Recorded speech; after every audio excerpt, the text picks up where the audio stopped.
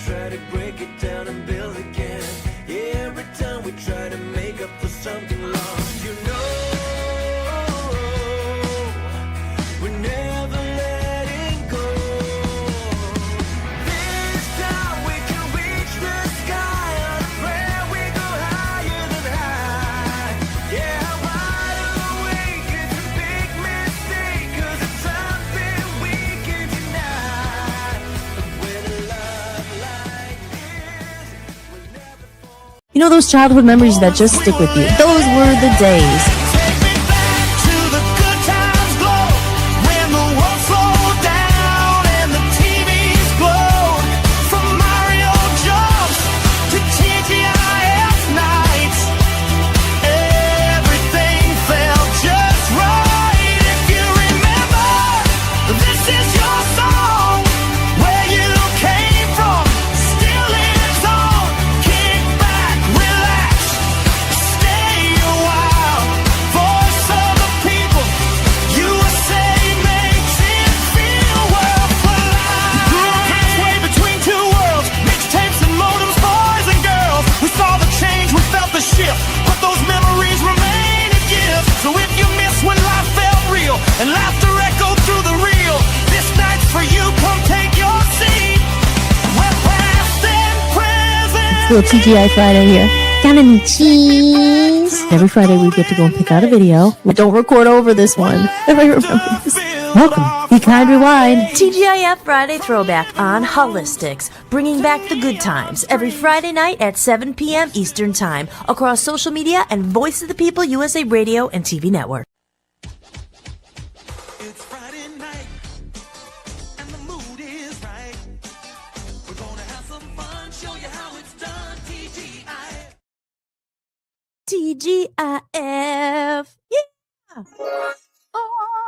Hello, everyone. Good evening. Welcome to Hollis-tics. I'm your host, Hollis Mahady, and this is Hollis-tics. And this phone. Sorry, I forgot to put it on silent. So I just at the last minute posted on Instagram. I said 2 minutes, I'll be live. You know, Instagram is one of those tricky ones. I do not a huge fan of social media, as you know, but we know we have to. It's a necessary evil. So I'm going to put it down so it doesn't disturb our show here.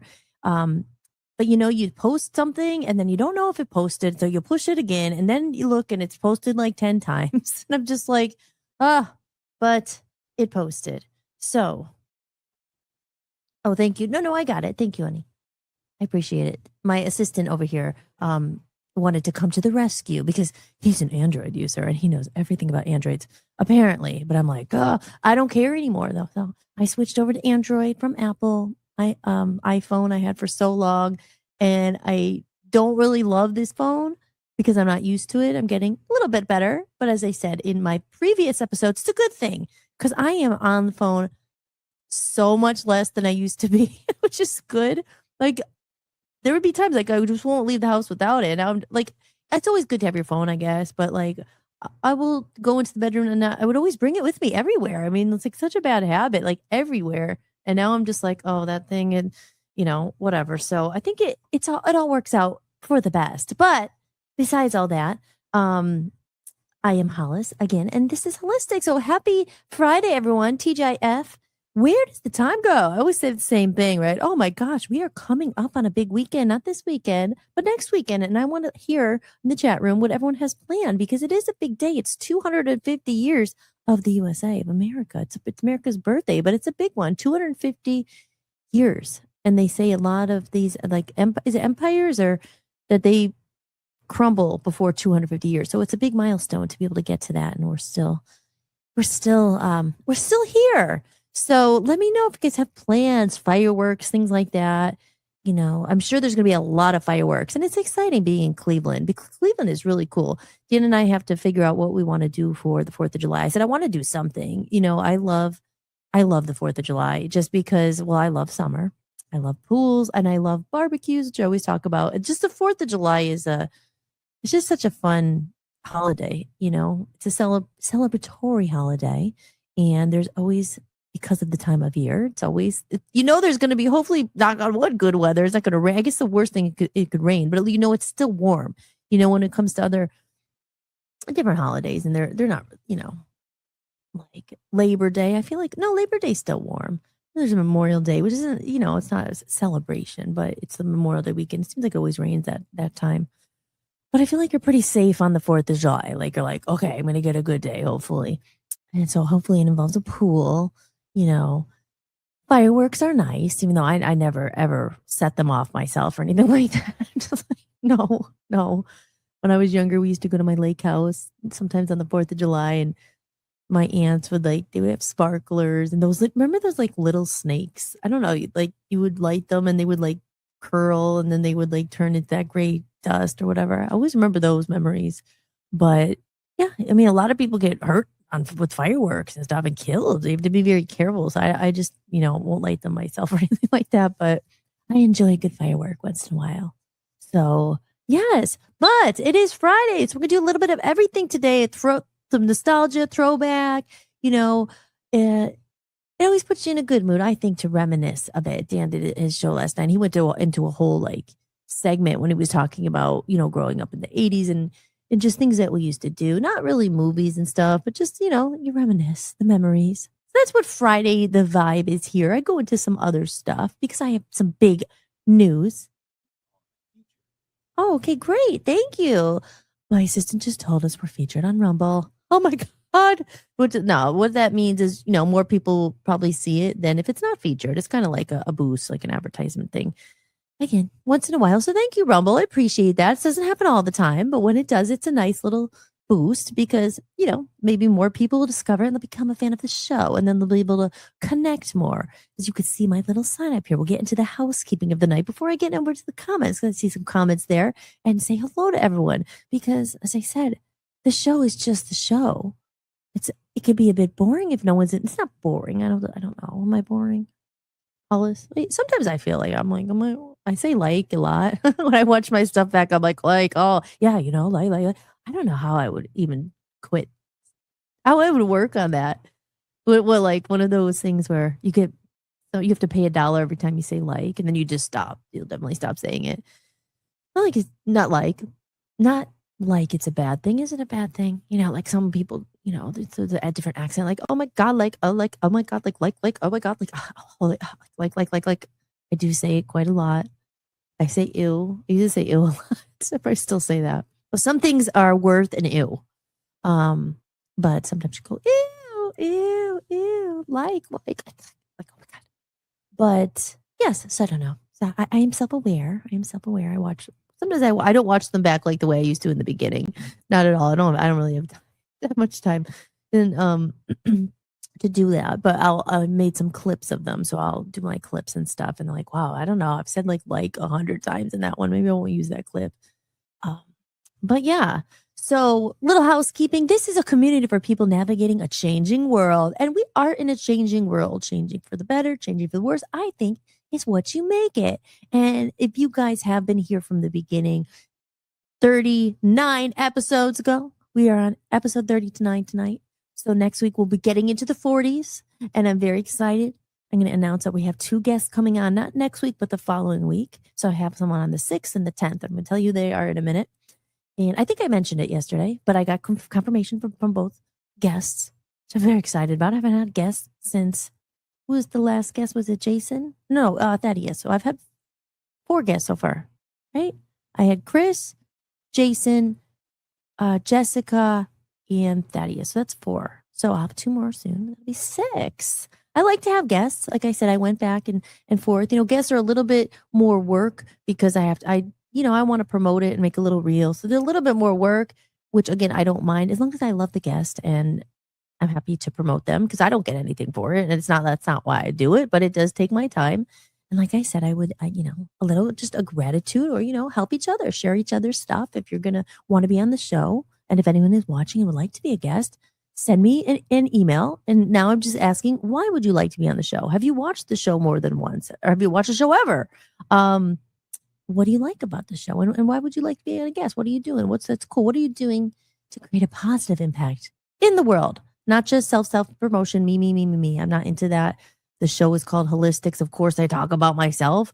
Or, it'd be kind of weird if I didn't. What I don't, we talk about lots of other things, but I'm not really into people who are just all ego. And it's just like, what's my thing? I just want to sell my thing. I want to sell my thing. Here's my thing. Nope, don't do it. It's a mutual exchange of energy, and you care about my stuff a little bit. You don't have to love it. You don't have to care that much, but be interested in each other, because I can't stand, like I've talked about it before on the radio station. We've had, about the other stuff I did. There was a lot of people come on, and you just know they're just out for themselves. And it gets, it's just like not into it. So anyway, all my guests have not been like that. And my other two guests who are coming on are awesome. So I'm just excited to have them on. They're wonderful souls and people, and deep people, and lots of, and musical and spiritual. And they're just awesome. So we are cultivating a nice community here. So a community for people navigating a changing world, human connection, and meaningful conversations.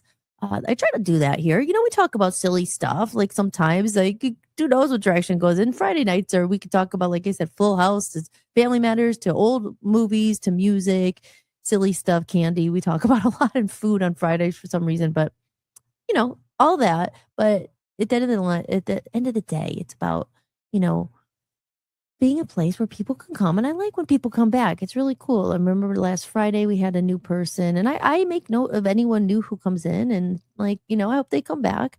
And yeah, so there you go. So with that said, up there, join the community for exclusive content and perks. So I do have my community up there. It's on the Buy Me a Coffee, and that QR code, if you scan it, it takes you right there. Actually, I'll just show it real quick. Why not? I went through all the trouble to make it, so I might as well show the pictures I made. This is our little community, and I have a couple members in there, and I thank you everybody since episode 1. Again, that was 38 episodes ago, who've been there, and they've some of them joined, and some of them have bought me a coffee once in a while, give a little donation, because they understand, like I said, tip support the show. I do this. I don't do it to get paid. I don't get paid. I like doing it, but it costs, it's out of pocket. And so anything like that, you appreciate it. You want to throw a donation or whatever, I appreciate it very much. So thank you to everybody who has in the past. I truly appreciate it. I saw that Jess, I don't know if Jess is in the chat room. I saw you became a soul supporter. Thank you for that. That did not go unnoticed. I'm so glad. We have some really great people here, but let me find the little picture I was talking about. As if you're new here, I am my own producer, my own board op. As Timothy once told me, it's called not producer, it's a board op. Producer for music and all that stuff. But this is your board op. I would say, hey, board op, can you pull up that picture while I'm talking? They would just know to do that while I talk. They would provide the visuals. And here it is. I finally found it. There it is. There it is. And Jess became a soul supporter for $2 a month. I appreciate that. And the recreation member. There's only 2 levels. And with the $10, you get a copy of the new book, which I'm going to talk about, Love Zombies Land. Of course, I'm going to talk about it because it needs to be talked about, because some exciting developments have happened since we last spoke on Wednesday. But yes, you get that. There's you get 2 of the songs I already put out, free downloads of those. There's a new song up there, Sweet Poison Love, that is not even out yet. It's there. And I have other private podcasts I've done about my music, the album Hollywood. There's all there. So as soon as you unlock that, you get lots of content that I've been putting up there for a good 3 months. So there's loads of stuff. And yeah, we're going to grow. We're going to, hopefully more people join or whatever, and see where it goes. But that's what it is. It's community. It's a community. But here we go. Let me try to take, and speaking of those songs, those are the songs you'll get. You get a copy of Amnesia. You get a copy of my new singles covers. They're all out. And that's what you're joining the recreation movement. I've talked about the reconnection movement. And since that was a long time ago, but now the recreation movement, not living in the past, but taking some of those things from the past that seemed that could be going obsolete. A big one I say is, just living in the moment a little bit of gratitude, and a little bit of connecting with people. It's a little bit harder to find that, I think, these days, even though we're so connected. We could become disconnected if we're always scrolling, which makes me happy that I'm not on my phone as much as I used to be. I'm trying to get rid of this picture. Sorry, guys. Where did it go? Board up. Get rid of the picture. Now I'm going to switch to another one. Okay, now I can get rid of that one. All right, there we go. And there's Chris. Must Kill Chris. If you guys haven't gotten his album yet, go over to the Bandcamp. Must Kill Chris, Weird Pastry. I don't know if he's in the chat room. I haven't gotten to the chat room yet, but you're right there, Chris. So I just wanted to pop you up there. And yes, so big changes, not big changes, big changes. When the time I go on, I do Monday, Wednesday, Friday. And Wednesday, I did my pre-recorded episode. I don't know if you guys watched it. We're into it. I talked a lot about the books I had and parasites and inflammation. Like I was talking about getting back into my holistic health stuff. And next week, I have some ideas for shows. As I said, we're shifting a little bit. We've talked so much about music, AI, and all that stuff, but I want to get a little bit more into the holistic health side because in the following week, I'm going to announce the guests. And I did say it. Donna is confirmed from the Waverly Wellness House, and she's coming on Friday, July 10th. So not next week because that'll be July 3rd, but in the following week. And the other guest that has confirmed, and he's going to be coming on Monday, July 6th, is Mark. What are you at? So I've talked about Mark many times. Love Mark, a good friend, a good, definitely soul family. I've known him since I was like in 5th grade. He's the virtuoso violin player, but he's just an awesome person. So we've been going back and forth. He could do that night, hopefully. So I know I'll be doing over the weekend. Not all weekend. I'm going to limit myself to an hour or two that's it. But I got to make some promos and start putting them up. So it's kind of good. I have a whole week to do that so we can start getting it out there and sharing and letting everybody know. So there you go. 17 minutes in. I think I've covered a lot of bases. Before I tell you all the exciting news involving Love Zombies Land, I'm going to go over to the comment section and welcome the people who have decided to spend their Friday evening with Hollis Mahady and the Hollis-tics here. So let's go over the chat room. Let's see. Oh, hey, Chris is in the chat room. There he is. Hey, happy Friday. Hello, Must Kill Chris, all the way from the UK. Mugga Dirtbiker says, happy TGIF, Hollis, and everyone. Hello, Joe. Welcome. He says, I will be here at home on an 11-day vacation. Good for you, Joe. Oh, good. So you are really gearing up for the 4th of July then. So let me know what your plans are. Maybe you did. I don't want to miss anyone. I'm going to go down the comments. Shannon's in the house. White noise. I have a new video for tonight. Oh, so freaking cute. Okay, I'll talk about that in a second. Jim's Tim's in the house. Jim Tim, welcome in. G Wood. This might be, I don't know if that's that doesn't seem like anything too deep or meaningful. I don't know. This probably could be a bot. Well, it's better than not having, well, no, but we don't want that. I would say it's better not to have any. We don't want bots here. No dry tagging. They say that on TikTok, if you know about dry tagging. It's whatever. Okay, so Joe says I have this weekend off, and it's been a great week. Good for you. Thanks to Dan introducing me as A on the show last night. So I enjoyed that. Yes. Oh, well, thanks, Gems. Tim said I was boring. Sometimes. No, I don't know. Am I boring if I don't say anything? Make weird faces. That's one thing. I mean, I don't know. I think you're just kidding, but I know. I see the little smiley face. Winky, winky. Oh. You also say, then get pumped. You also say it a lot. Do I? I know, like a lot. Do I say, I say and like that? Yeah. And.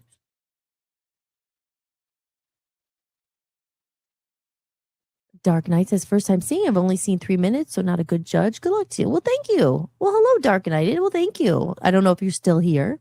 I said in the first couple minutes, I just kind of go through the housekeeping. But if you're still here, I hope so. If not, well, then have a great Friday night.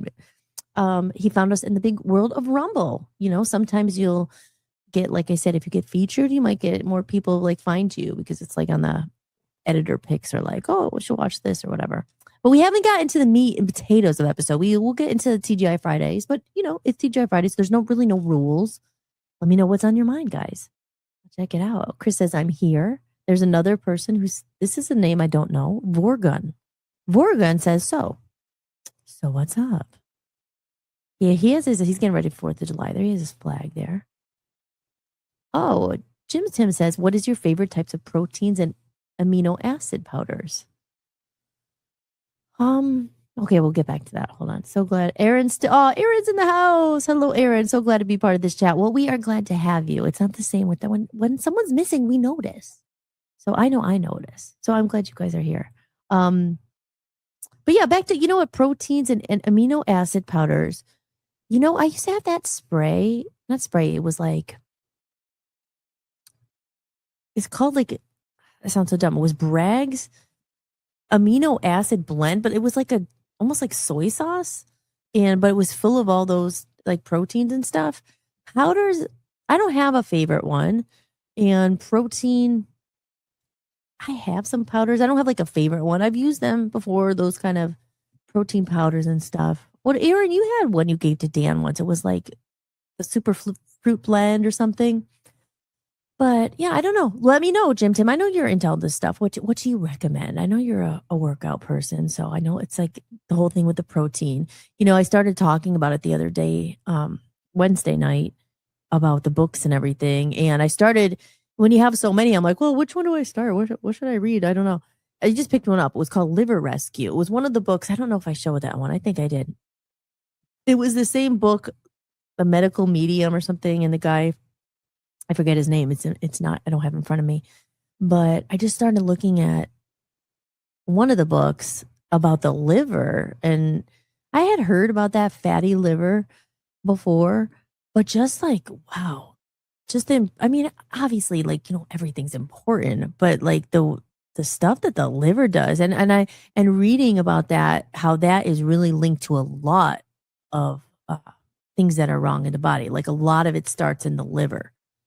So I just started the book, but let me know if you guys know anything about that. I've heard of that fatty liver, but you start reading these books, and I've read a lot of them, and it's like, that's the hardest thing about weight loss, and not weight loss, but just nutrition. Everyone has different opinion. Now, in this book, he's saying don't eat eggs. These are bad for this. This, like, apple cider vinegar is not the greatest. It could be bad for your liver. Eggs are bad for your liver. Like, and then you go to another book where it's like, they swear all meat is good, all high protein is good for you. Then don't have, like, you can go crazy with it. It's a mystery. I don't know.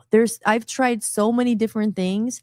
The one thing that I do find that comes across a lot of these books, like the common theme that I think most agree on, whole foods are better than, obviously, loads of processed foods, things with preservatives, like the middle of the grocery store, anything in bags for a long time, like, cookies and snacks and anything in a box, dead foods that are like a lot of chemicals and preservatives. That is one thing I think you could safely say, yeah, it's probably better to eat whole foods. Now, this book says that apples, not apple cider vinegar, but apples are superfood and really, really good for your liver.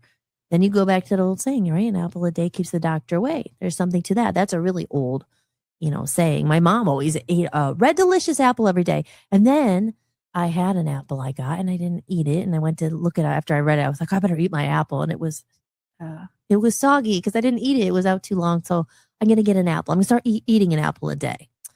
But so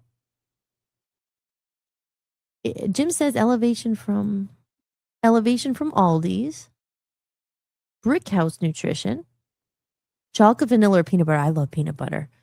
Now, this was another thing last night they're saying. Now, I know that peanut butter has a lot of fat in it, and then you hear there's good fats and there's bad fats. Obviously, the good fats, avocados, nuts, certain oils and stuff, like these are good fats. So if you're going to have fat, you should have that instead of having like a pound of bacon or whatever.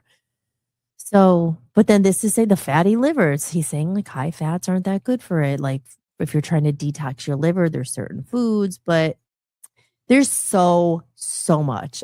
So it's just, I mean, I'm just opening the book and kind of getting back into it. But if that stuff is true, which, I'm sure there's a lot of truth to what they're saying, because everybody's different. Obviously, alcohol's not good for your liver. Other obvious things like soft drinks, soda, caffeine. I think they said maybe caffeine was good for it, but soda, obvious stuff that, but the thing that I was like, eggs, really? Cheese? You hear it a lot. Vegetarian diets, vegan diets. I've known people who were vegans, and then after a while, they stopped being a vegan because they were feeling sick. Okay, their not body needed protein, but then you're like, well, just get your protein from chickpeas or get your protein from something else, like these powders and stuff. And don't eat meat. This book, as I said, it doesn't say don't eat meat, but all the recipes, there's no meat in any of them. So I read a lot about eating animal products, and then you hear people are like, no, I was like I said, I was a vegan and I felt sick and it's not enough. Then you hear, I'm sure people have heard that. Well, your teeth are carnivore and they're made for eating meat. I was a vegetarian for a couple of years when I was in California, but I was always a meat eater. So I was kind of like, oh, so I would be eating some of those fake chickens and fake, the Beyond Burger from Burger King and stuff. That stuff's not good for you either because it's that stuff. If you look at the box of like that corn chicken, like QUORN, I would eat some of that stuff once in a while, or like a fake turkey, a tofurkey or something. Tofu. I don't know. I've tried it all. So I don't know. It's interesting to get back into it, but I do know when I eat better, obviously you feel better. I do love vegetables. That's one thing I'm happy about. Dan doesn't like them that much. I'm always trying to get him to eat them. He said he's going to start eating more, and I'm holding him to it. But I do love vegetables, actually. And people go, oh, you love vegetables? I do. Especially if you make them, stir fries and stuff like that. But the reason why I love them, because I do feel, and there's a lot of mind over matter, I feel when you're eating them, you're putting good things into your body, which makes you feel good, even more than the taste. It's just like I feel healthier eating them. Fruit is a big one. He said fruit is really good. Then you hear, don't eat too much fruit. There's so much sugar in it. Then he's saying sugar's not the culprit. It is fat. And then you're going to go to another book and it's going to be completely different. So, and then you look at the guy. I looked him up, like, who is this guy? And he isn't a trained medical person. But then sometimes I'm like, well, maybe that's good because it's alternative.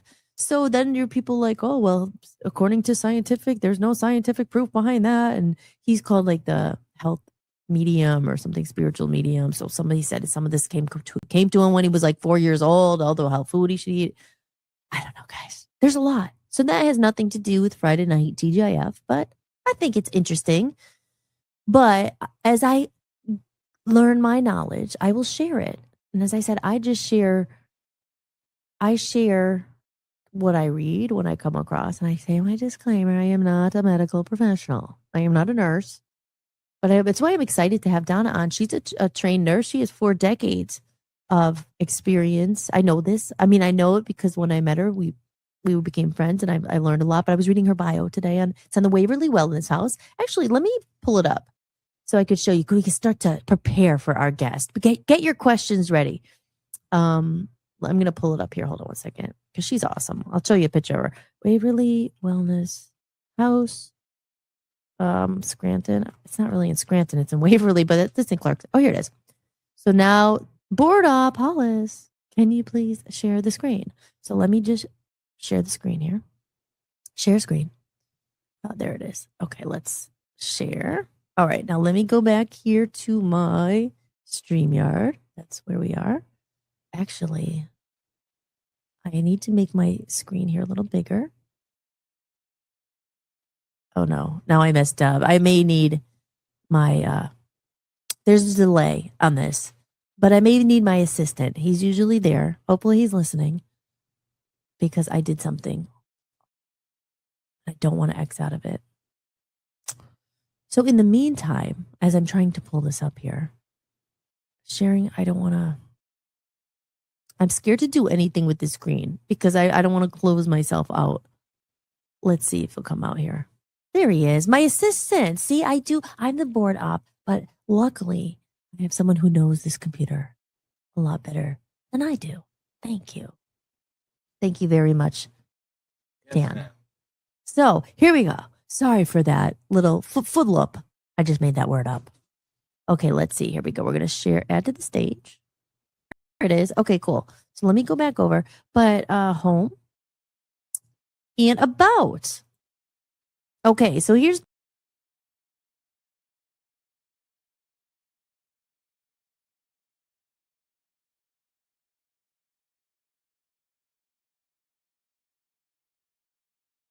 that true health begins at the cellular level. The center offers thoughtfully curated therapies designed to support detoxification, restoration, and long-term vitality. The practice is led by Donna Floramonte, a respected leader in the wellness industry with more than 4 decades of experience. Donna earned her nursing credentials in 1978 and later expanded her professional focus to include body cleansing and detoxification through advanced training at the Optimum Health Institute in 92.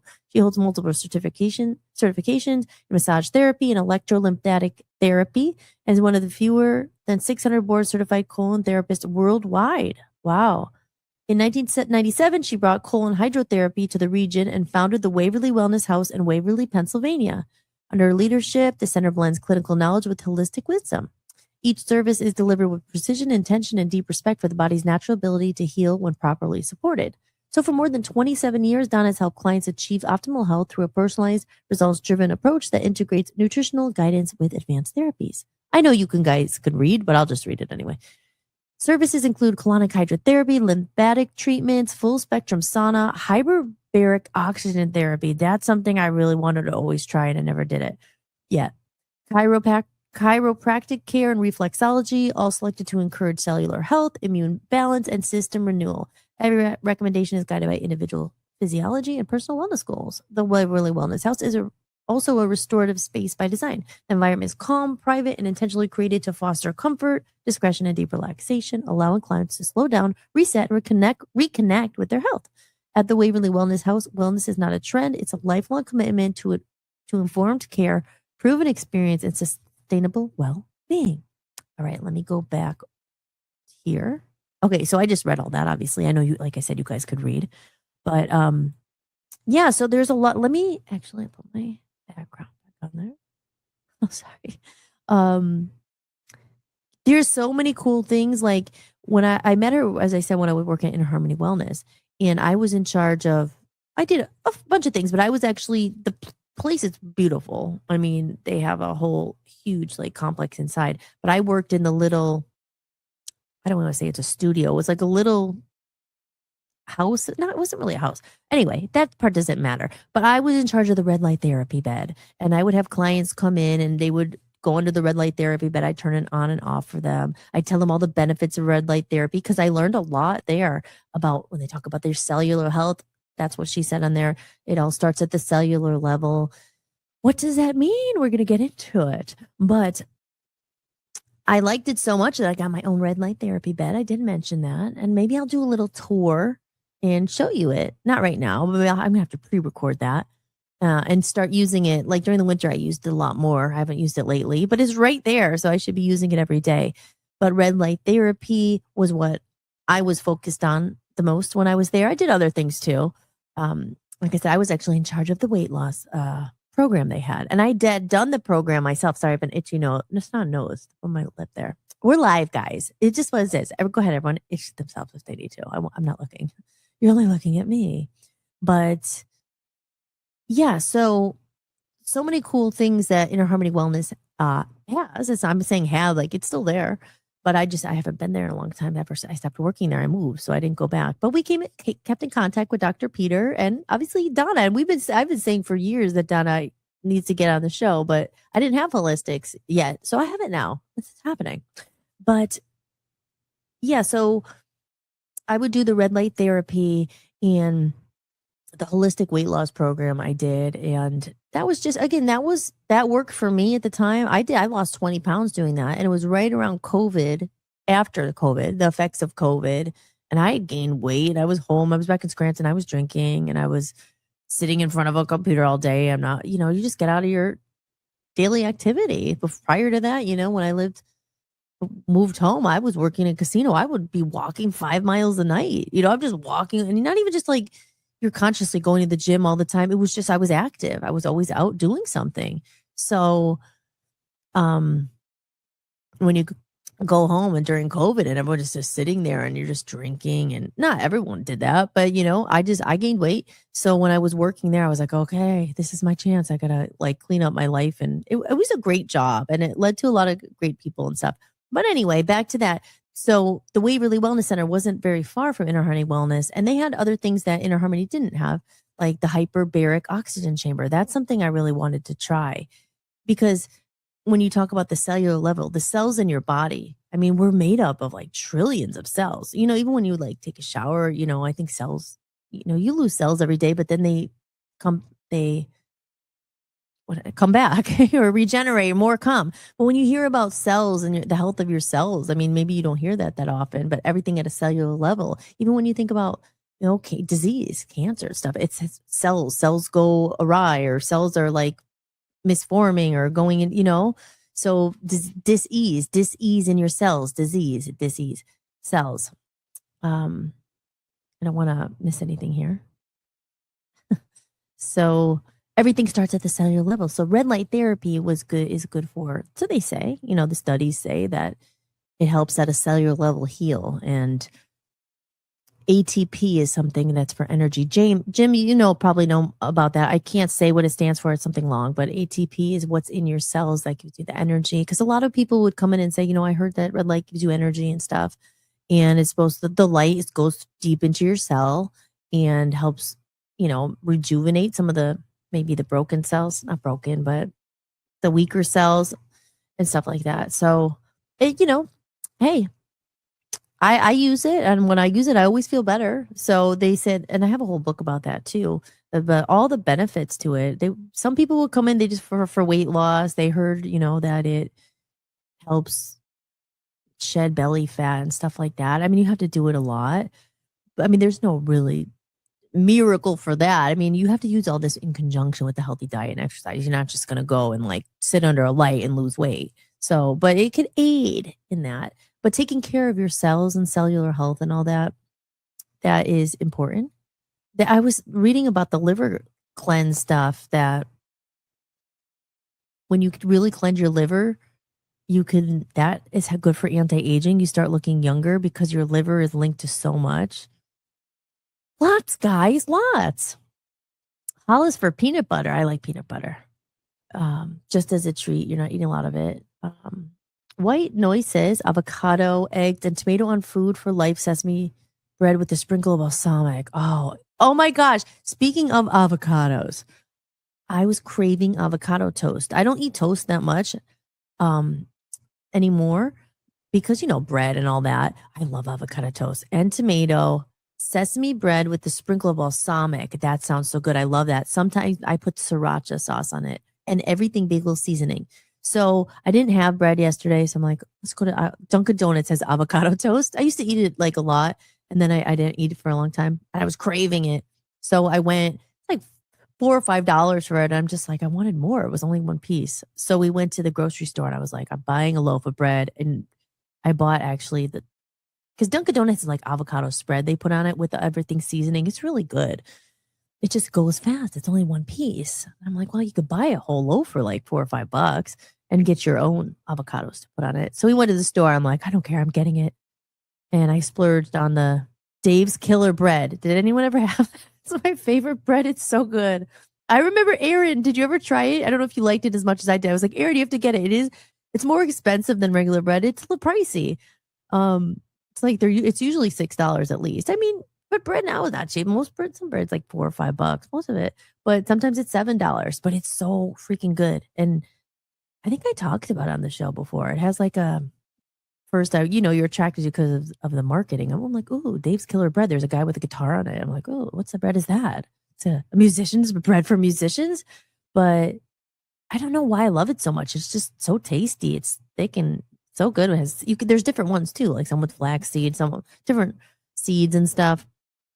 It's just really tasty, even with just butter on it. So I got that. And then I got the guacamole from Heinen's I went to. And I had everything seasoning. And then I made my own toast. And I had it today for the first time. So Shannon says that, which is funny because I haven't had it forever. But it's one of my favorites. I used to eat it all the time. You could do a lot of different things. Like tomato on it is really good. Balsamic, that sounds really good too. Especially that real like drizzle, that balsamic drizzle stuff. And like I said, sometimes I put that sriracha on it. It has to be the hen kind, the rooster. Not like Frank's Red Hot. No, it has to be the rooster one. And you put that on it's a little bit of everything. Again, I love avocados. Now, avocados is a healthy fat. Avocados are pretty fattening. But Jim's, is avocado a protein? You let me know. You could put avocados in like different recipes in the blender, and they're in a lot of recipes for even weird ice cream and stuff. Like when I get on my health kicks, we make these raw desserts, and some of them had avocado in it. And it was for a mint chocolate chip ice cream, but they used avocado instead and peppermint oil and stuff. And I tried it. I did one. It was so good. Amy, I don't know if you're in the chat room, or Aaron, you could ask her.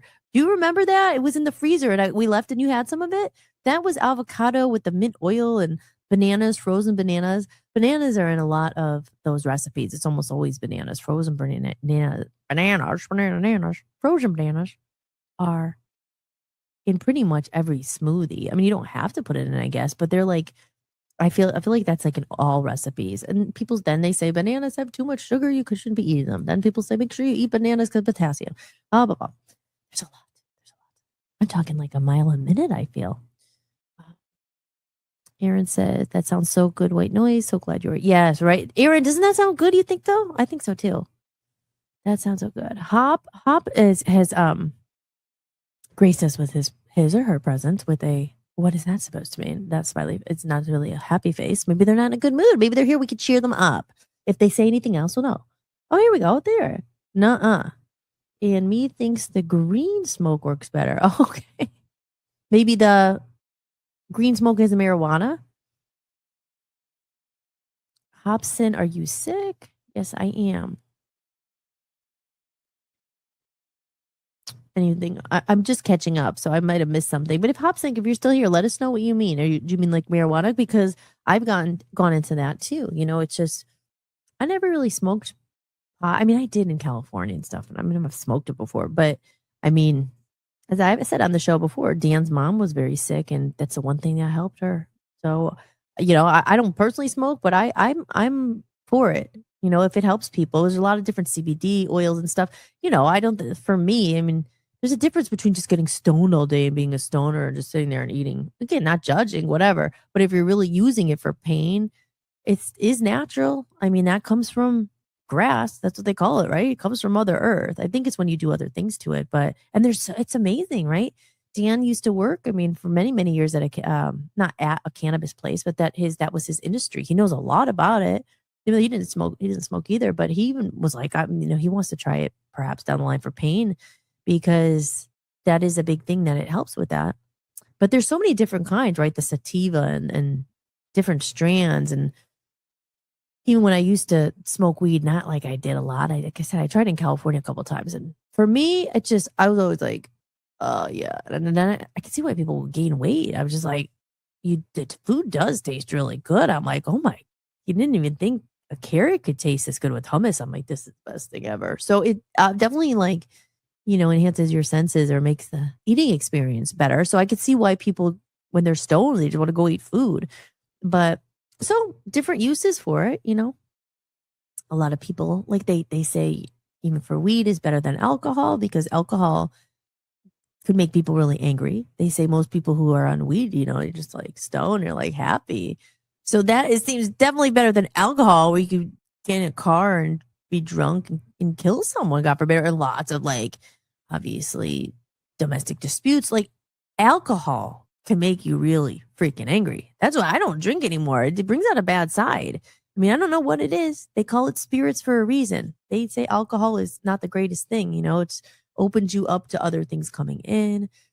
Whole other conversation. But anyway, let me scroll down and see what I missed here. If they're still there. Hop says afterwards, I prefer a jar of peanut butter and a box of crackers. Aaron said, Hops, are you sick? Yes, I am. White Noise says a hard-boiled egg. Oh, yeah, they're good too. In a salad, like a nice Cobb salad with avocado, egg, hard-boiled egg. I got this egg cutter. I was amazed by it. I'm like, oh, it's so cool. You know, you put the egg and you put the thing down and it's like, looks like a restaurant. I love it. Yeah, Cobb salads are awesome. I mean, bacon's not the best for you. I don't eat bacon too much. But Dan's dad, when we gave us like 10 pounds of bacon. So we're like, we're making a Cobb salad and putting bacon on it. I really don't eat bacon, but because I don't really like pork. I don't eat pork hardly ever. I don't like ham, like once in a while. Like my mom made it for Easter or something, but I'm just not a huge fan of pork. Although I do like a hot dog once in a while, but I try to get the all beef ones. Hot dogs, I don't know. You never know what's in them. Those are ones like, I used to think about all this stuff like, no, never hot dog it. Certain things I'm just like, oh, whatever, once in a while, and I don't think about it. Hey, I tried all different things. I used to be like, no, what's in that? What's the meat? And didn't eat meat. I don't know. Sometimes it's just too much to think about. And you're like, okay, balance. A little bit of balance. There we go. Jim says ATP. Yes, that's what I was talking about. I probably can't even. Should I try to pronounce it? I should know how to say this. I sound pretty dumb, right? Especially if I was talking about a red light therapy expert. But I knew it was ATP. It was just triphosphate, adenosine triphosphate, anyway, it's primary molecule used by all living cells to store and transfer energy, often called the molecular unit of currency for the cell. It powers everything. Yeah. So when you start, reading about fitness, even any kind of, even just going to the gym and working out and stuff, I've heard about that a lot. You hear ATP. I'm trying to think. I remember when we went to get those transfusions, not transfusions, but it's probably the wrong word, but the bags, the IV drip thing, they give you vitamins and all that. There was an ATP shot, I think, and that one cost a lot more, but I think I got it and it was good, but they were saying that's a big one. I don't know if Dan's in the chat room. What was it? Was it ATP? They were like infusions of this stuff, but they were like saying, I could be wrong. Let me know if you remember, Dan. But was it, remember and it was like sessions where you were there for 3 hours? I didn't do this, but that it was really intense. But then by the end of it all, you were like, felt so good. Like it really replenished your body and stuff. Was it ATP or was it something else? But like you have to do it in small doses because you could feel sick. Jim says, from muscle contractions and nerve impulses to building essential proteins. Aaron said, I tried it and it's good. With the avocado toast? Or with balsamic? Good. Jim is good here. He's giving me correct information.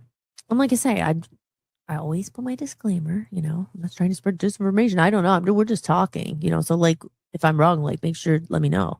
So I want to learn. I'm here learning. Releasing energy. When a cell needs energy, it breaks the high energy bond between the second and third phosphate groups. Removing the final phosphate released a burst of energy. Now, James, you must have studied a lot of this stuff. Do you went to school? Was it for physical education? Was it gym? Like, I don't mean like that, like a gym teacher, but was that what you were trying to do? Or because you probably had to take a lot of physiology and anatomy and all that stuff. I think it's very interesting. But we do have someone here who went to school for it, so they probably know a lot more than we do. As far, they probably studied all the bones. Let me know. I could be wrong. Aaron says, what peanut butter is your favorite? Hops. Hops, are you still here? Tell us more about yourself. Extra crunchy with salty crackers. There you go. Joe says, at the moment, Hollis, I'm starting the weekend off with a pint of Main Avenue Creamery chocolate peanut butter homemade ice cream. Speaking of peanut butter, you guys, we're on the same wavelength here. Everyone's craving peanut butter now. Is everyone? No, I want it. They had, this is not good, but in Dunkin' Donuts, hey, buy me a coffee. Thank you guys, everybody who's done that. But I will go and get a coffee sometimes. I'm like, oh, they have a peanut butter, like, it's not good. I didn't have it. And they change the drinks once in a while. And I do like to get a frozen coffee once in a while, even though I know it's all sugar and bad. I try then just to get the iced coffee with a little cream and like maybe a flavor or whatever. But anyway, I saw they had like a peanut butter colada. And then I'm like, there's 1,000 calories in it. I said, I'm not getting that. I said, yeah, no. Because it's like a freaking meal. Those drinks really they're like a dessert. So I'm just like, I'd rather have something else for 1,000 calories. I try to keep trying, So anyway. Actually, crunchy. I like Jif right now, but what do you like? There's a lot of different kinds of peanut butter. Almond butter I like too, but almond butter I eat more when being healthier. Almond butter doesn't have as much taste. To me, there's nothing like a good peanut butter. Peanut butter banana is a good combo, especially when you blend it up for a smoothie. It's delicious. There's a Get and Go or Sheets, they have a peanut butter and jelly smoothie. So they use, I don't know what they use, maybe strawberry in there. That's really good. Depends on what you're in the mood for. But you can't go wrong with a little PB.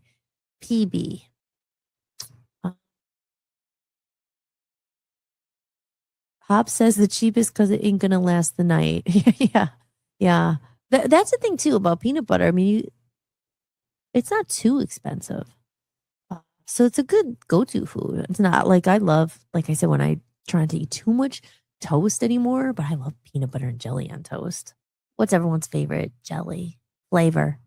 I love grape. Grape's probably my favorite. I like peanut butter on toast and jelly. Are you guys craving it now? As I said, I lived in the UK. I didn't really like a lot of their food there. And I didn't gain weight because it was really all I ate. Not all I ate. Like I would go and, especially if we were able to, when we were playing gigs, and sometimes we got good like writers backstage and we could have a meal and stuff. Like, I did that. But just on a daily basis, I ate a lot of hummus, I remember. A lot of vegetables, dipping vegetables, hummus, and loads of toast with different things on it. But peanut butter and jelly is always, can't go wrong. I haven't had that in a long time, and now I really want it. We do have some peanut butter, but I haven't had it on toast. This is interesting. The cheapest. Jim says avocados contain protein, but only in small amounts. A whole medium avocado has about 3 to 4 grams of protein, making it one of the more protein-rich fruits, though it's not a primary protein source. Well, thank you. Thank you, Jims, for that.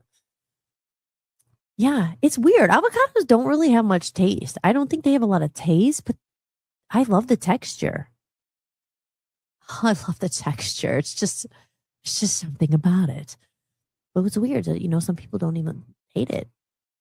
But I like it like on a sandwich, like I said, or a nice vegetable sandwich. I do love vegetable sandwiches with like lettuce and onion and tomato and cucumber. When I go to Subway, I haven't had that in a long time. When we lived in Maine, there wasn't that much. We always were getting Subway. But I would always get the veggie hoagie. I like veggies, but I love veggie sandwiches on nice bread with a nice spread. And I always put sriracha on everything too. Sriracha, I know, because it just adds a little spice. It just adds something to it. If it needs a little flavor, throw a little sriracha on it. I even like it on pizza. The breakdown.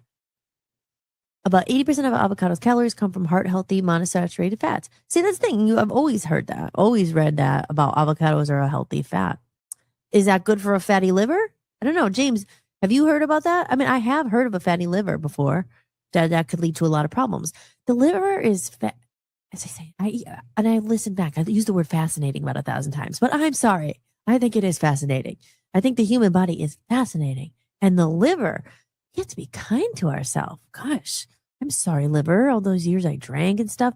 Poor liver is like working overtime. But the liver is a big one. And the pancreas, I think the liver protects the pancreas. It's like he was explaining in the book, like there, pancreas. That's a lot to do with insulin and what was the other thing? Glycogen? What's the thing? Glucose. Not glycogen. I'm sure there's something named that. But glucose, sugar, turning sugar into glucose. And in this book, again, another take. This guy was saying sugar is not bad. Not all of it. Like good sugar, honey, fruit. He was saying, no, we should eat a lot of fruit because your liver needs glucose and it needs that to, again, I sound down, but I'm just talking. So if anyone, I'm going to be learning a lot more and I'll be more of an authority on it. But as I said, it's very important, be kind to your body, be kind to your organs. And I say, thank you, liver. Thank you for being there all those years. And I'm sorry I abused you when I was in college and back in the day. Like it's been there. That's what I say. Like be kind to yourself. I love the human body, your heart. I bring it up, but I do think it's amazing. And since we were born, it's never stopped a beat. I mean, maybe, you hear that saying, oh my God, my heart skipped a beat when that happened. Why do you say it? Because it's pretty serious. I said this on a show once and someone said, oh no, you could still be alive after a couple minutes if your heart stops. I mean, yeah, but maybe not right away, but you need a beating heart to live. So, you know what I mean, just in general. But the fact that every day since you've been born, it's been so loyal to you more than it's been like beating. That keeps you alive. I just think that is through everything we go through in our dramas and this, your heart is just there. Your organ, your livers, they're working overtime. They're like doing all this stuff to keep us alive. So that's how I think. I think it's kind of amazing. Weed is the gateway drug, only for terminal stuff. Many people have jobs that prevent you from enjoying the green smoke. Yeah, I know. You like the drug tests and everything, so you can't have it. I know. Egg cutter rocks. Yes, the egg. You know what I'm talking about. That is yellow. Mine's yellow, appropriately, right? Scrapple. I've heard of that. What is it? That's a meat, right? Something weird. Something weird. I don't know. I've heard of it. Is that like a weird sausage or something? Let me know. Maybe I'm wrong. I probably have had it, but we have liver and onions, cretin and boudin as our cultural food, but I haven't really gone for organ meat. Okay. It's funny you bring that up because there was this one part. It is funny, Aaron, because you could appreciate this. I'm reading this book. Again, this is one perspective because then you hear it from someone else. Eat organ meats, eat this. He was saying it was like a myth that liver and organ meats aren't that good for you. They're not good for your liver. I don't know. And like I said, he also said apple cider vinegar wasn't that good and it's bad for your teeth and stuff. But he said it was the best. It was the best if you had it once in a while. So I guess like anything. I mean, if you're drinking a thing of it, thinking, drinking a bottle of apple cider vinegar, which who would? I know Dan likes it, but ugh. I mean, I would have it once in a while because I'm like, I know it's good for you. My grandma used to drink that, I think, and she lived like she didn't live that. She wasn't really that old when she died, but she was healthy until she got sick at the end. So she was actually really healthy, and she, that's grandma. She would drink the like apple cider vinegar, or she ate a lot of onions and garlic and stuff like that. Garlic is a very good superfood, Onion is. That's a problem though. Then you'll smell like garlic and onions all the time. What was the one thing in our Inner Harmony Wellness? Dan, what was it? Alicidin. That was the pill we would take, and it was always recommended through more of a natural. Obviously, it's all natural form. Take some garlic. Take this. So people don't want to go and eat a bunch of garlic. I love it. I'll eat it, but it does make you smell like garlic. You gotta keep off the vampires. You're a cretin. What is that? I'm not sure. You are what you eat, right? Yeah, you are what you eat. That's what they say. Yeah. So then that one always stuck with me. If you want to feel more alive, eat foods that are alive. If you want to feel like, dead, again, then eat loads of processed food, like lots of Oreos, that's just an example, like lots of processed food. That made sense to me. Like, I do feel better. Again, is it placebo? Is it just because it is it in your head? Because mental, physical, I mean, they're all connected. And who doesn't feel better when you went to the gym? Okay, like not even the gym. When you ate a nice healthy salad, or you drank your juice, or you had a smoothie instead of a big thing of bacon, French fries, cheese. Like, I know I feel better. Even if, perhaps none of this is even true. They say bless your food no matter what it is. Give it good intentions and it'll nourish you. Now, I've heard that totally from someone very spiritual who says, they eat Girl Scout cookies times. They eat this. They eat fast food once in a while, and they bless their food, and they don't really think about it that much. They don't eat meat though. But so I don't know. There's no, we're just having fun talking about it all because you can, spend all your time being a crazy health nut at everything, like child-proofing your house, but not for like health-proofing your house, like water shower things, this.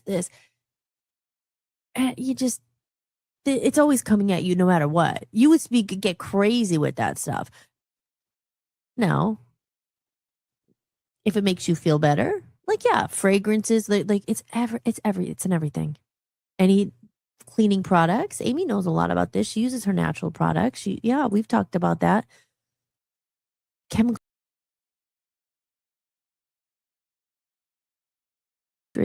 He said dryer sheets were a big thing. I mean, so that's the thing. Be mindful of it, and then if you can, better choices. If you see one that's like all natural, they have to be careful of that too. That is, he said in the book, and I've heard this a lot. Natural flavors.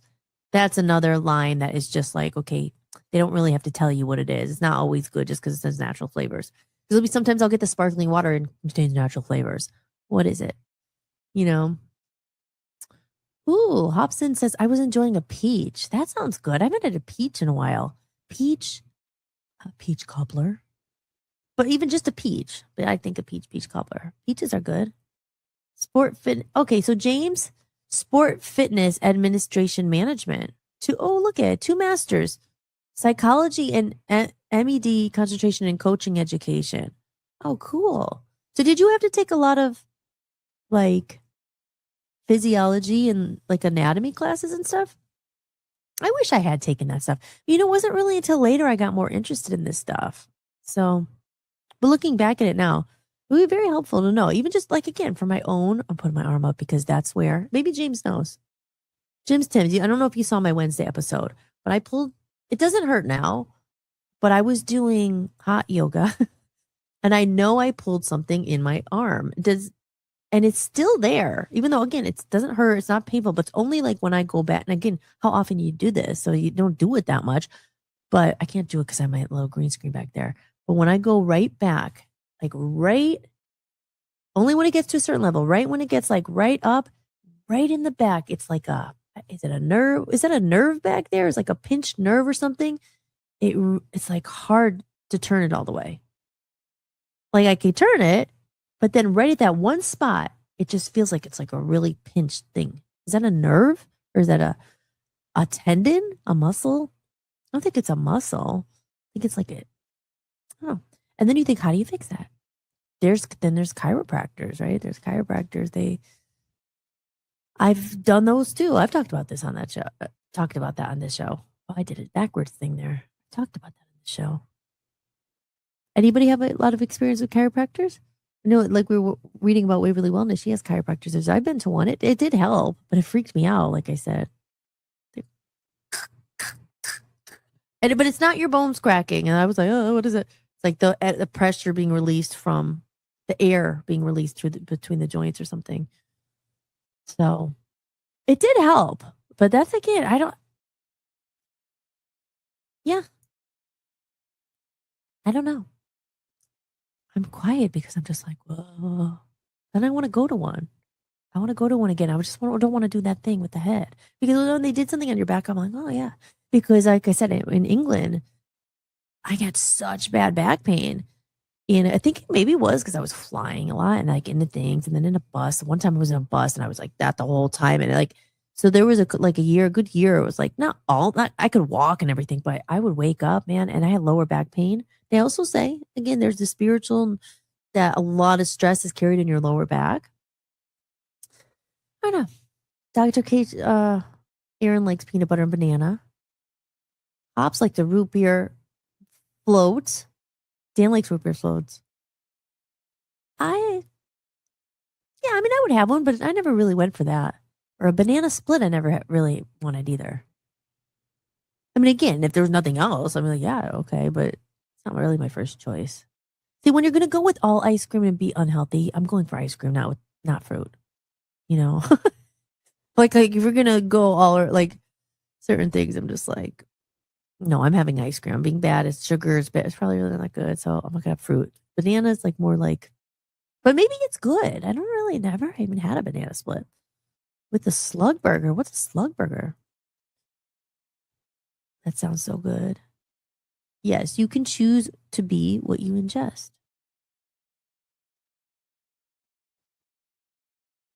Joe piped in and Joe said he always has the natural peanut butter on Italian bread. Nice and thick kind of bread there. It's peanut butter. That's why you detox 4 times a year. Yeah. See, I did that master cleanse. I did that a couple months ago and I did lose weight. It's not easy. But even in that book, they were saying maple syrup is good. Lemons are good. Cayenne pepper's good. Again, this is good, bad. All things are, good for what?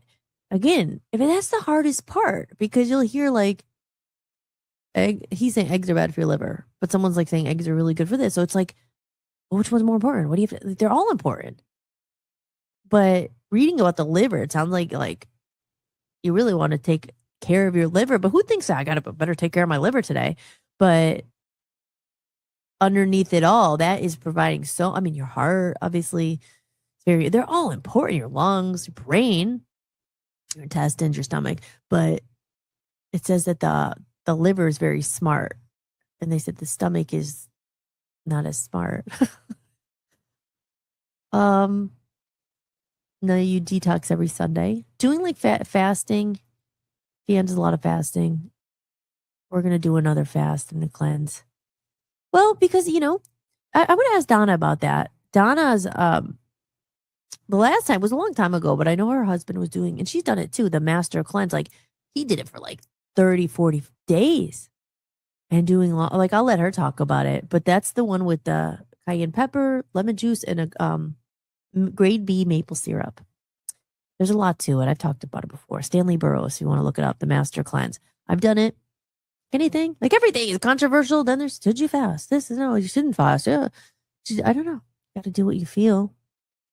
But as far as fasting is, if everything is cells, if all, can't say all, but if most disease comes from something with your cells, disease means dis-ease in the body, and it's all about cellular health.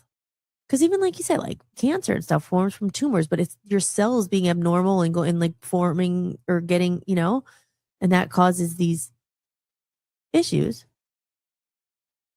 Oh, I'm hearing like,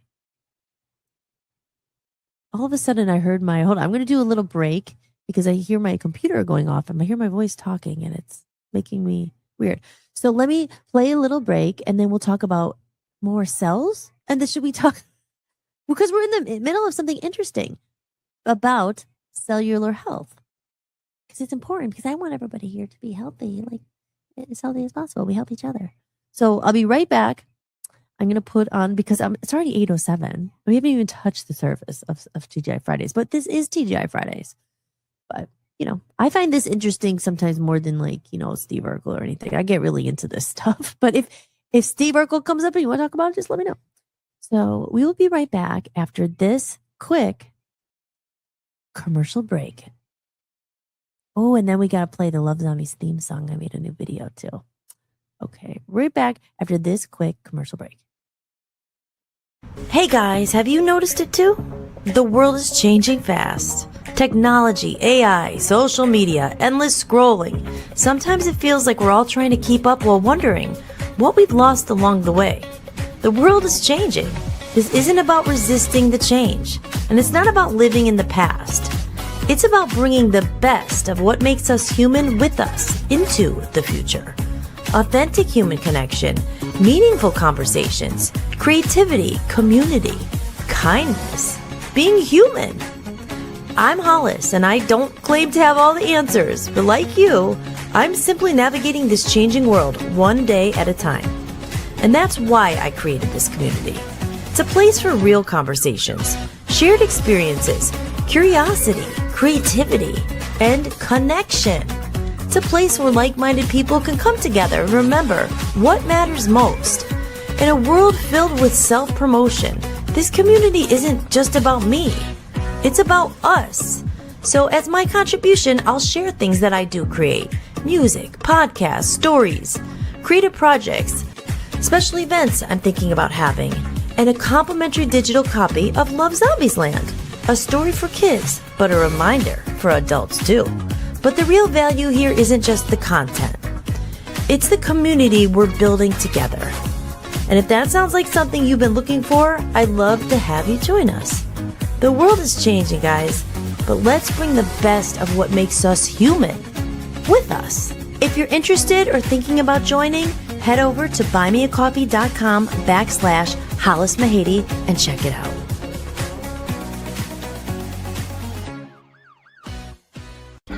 You're watching Hollis-tics, hosted by Hollis Mahady. Be sure to visit hollismahady.com and join our email list to stay updated on upcoming shows, special events, new music, books, podcasts, and creative projects. And if you're looking for a community of like-minded people who value authentic human connection, meaningful conversations, creativity, music, art, and personal growth, join us at buymeacoffee.com/hollismahady. Together, we're building a growing community focused on preserving what matters most. Real people, real conversations, and genuine connection.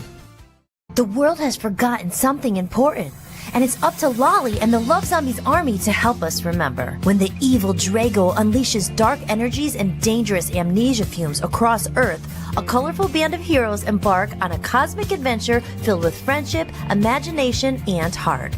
Love Zombies Land, a story for kids, but a reminder for adults too. Available now as a digital download exclusively at hollismahady.com.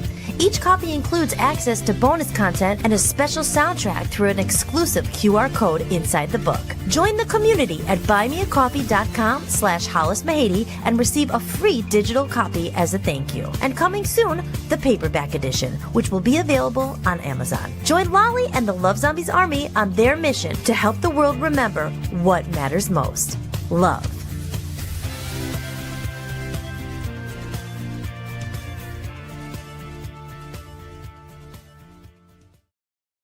Well, welcome back, everybody, to Hollis-tics. Like I said, I think I had a ghost in the room, a spirit. All of a sudden, my computer over there awakened, and I started hearing myself, and it was distracting me. So I had to go to my quick break. But top of the hour, it's past top of the hour already.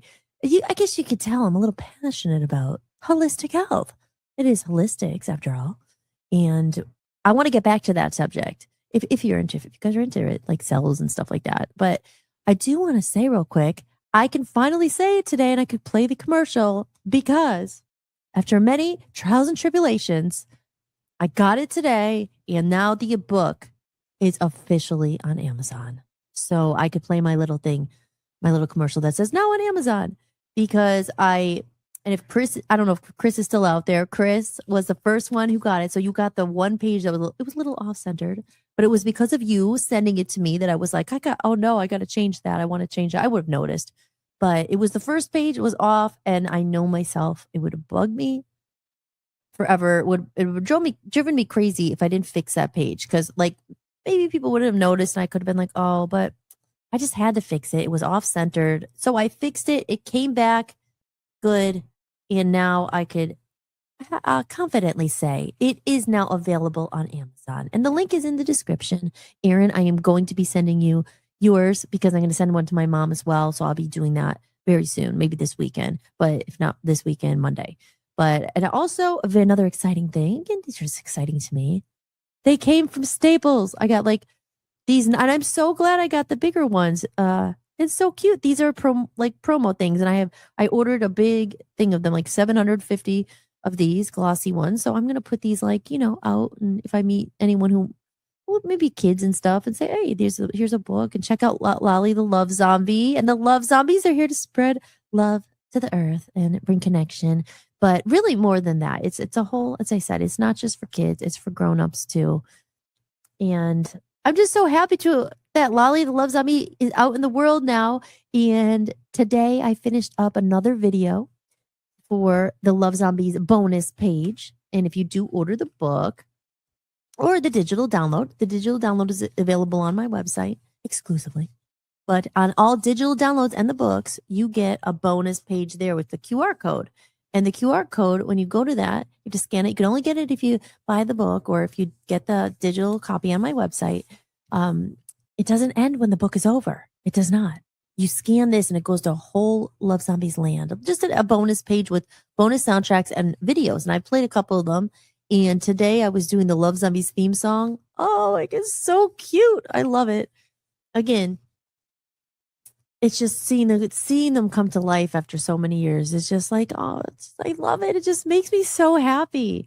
And Lolly the Love Zombie, she's quite a character. And you're going to meet all the characters. And the music is just so cute. So that's all on the bonus page. So there you go. Love Zombies Land by me, Hollis Mahady, is out on Amazon right now. And the link is in the description of the Rumble video. If you're interested, I say go ahead, take a chance. It's not just your ordinary kids book. There's some meaning behind it, and there's going to be a sequel. So there you go. I had to say that because that was big news. I've been waiting for a while, and now I just feel like, oh, good.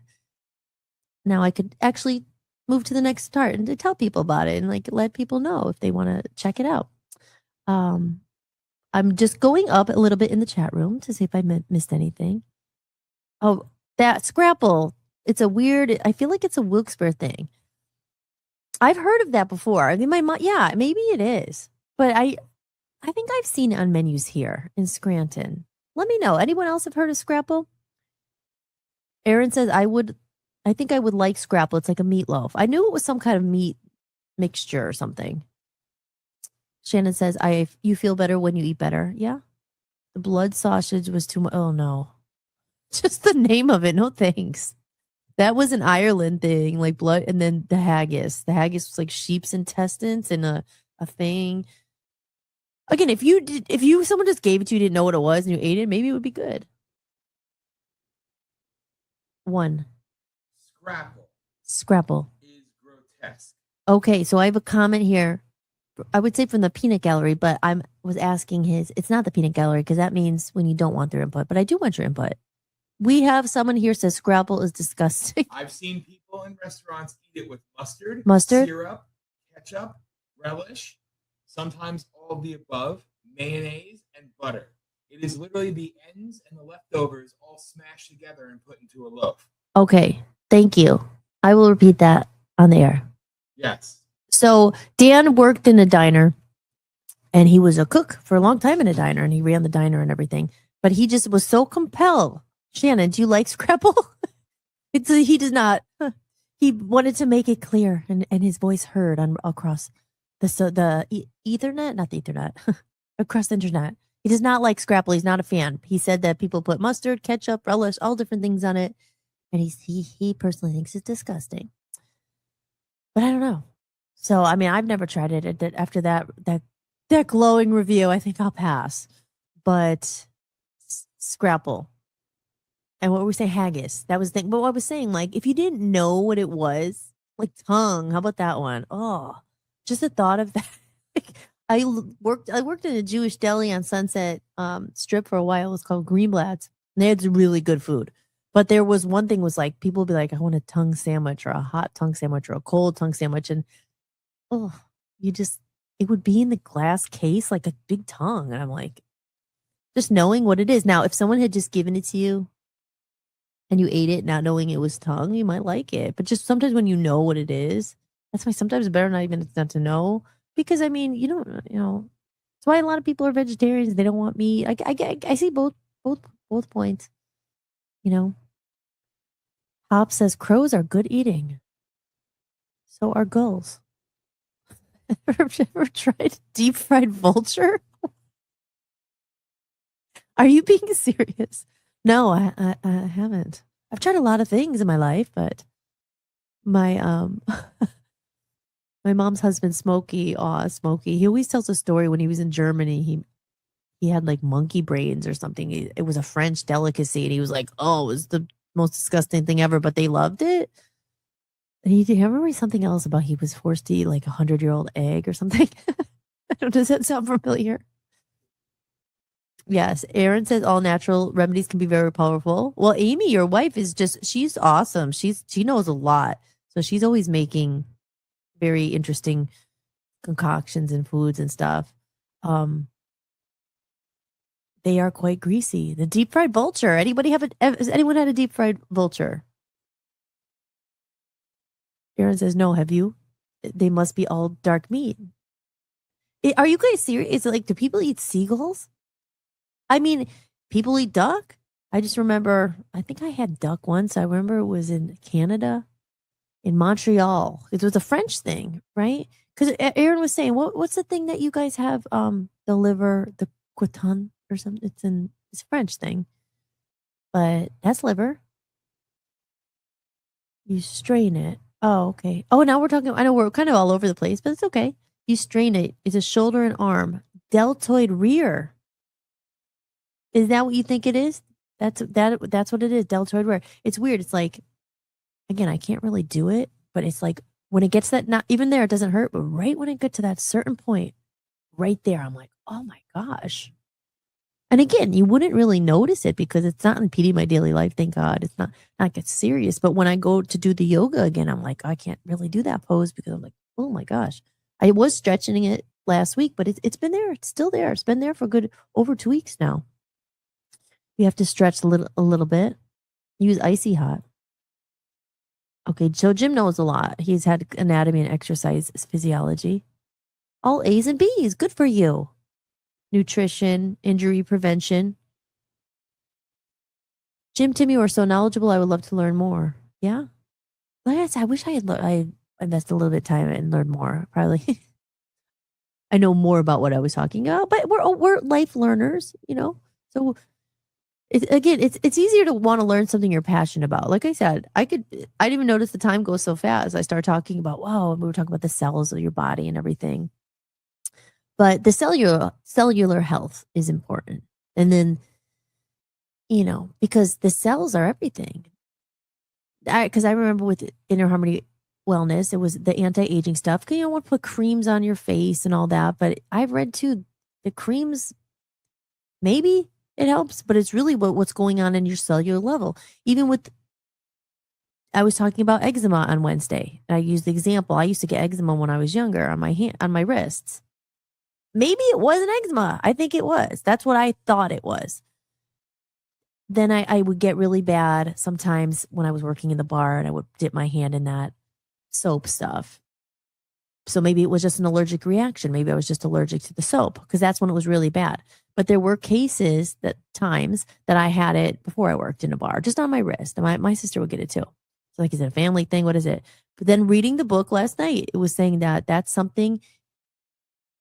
There could be a pathogen in your liver that what is happening in your liver shows up on your skin. So they said copper was one and mercury in your liver, a pathogen or something, and that could cause eczema on your skin. Remember, I was saying, I don't know if you guys saw it. It's a symptom. Like once the rash is showing, that's like the symptom because what's causing it? It's something somewhere in your body. Maybe it's not just the liver and that, like different ailments stem from different internal issues. Then there's the lymphatic system and stuff. Again, this is great. We're having Donna on. We're going to like keep your frown. Like, Donna, don't leave. Well, we have these questions. But I mean, like I said, she's studied it for a long time. But that's what I say. It's interesting. If that's really because of your liver, I'm like, oh my gosh, I'm sorry, liver. We got to take better care of our livers and just know what's going on. I said it, but it's always a hard thing because you read one and then you'll find another book. It's completely different, advice. Dan, it's hard for him because he had like I talk about, a Crohn's disease.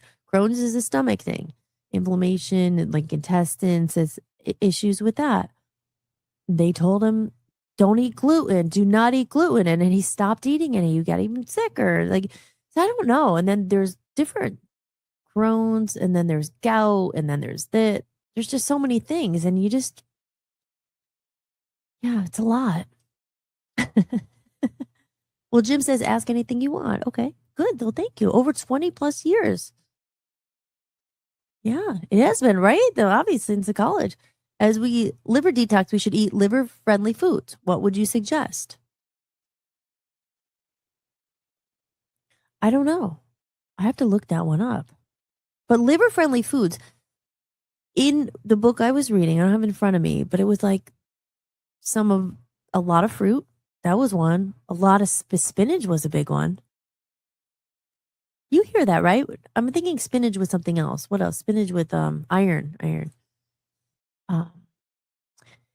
Okay, here's the thing. No alcohol. Yeah, alcohol is a big one for your liver. They always say, no, don't drink alcohol because your liver has to work overtime to process it or whatever.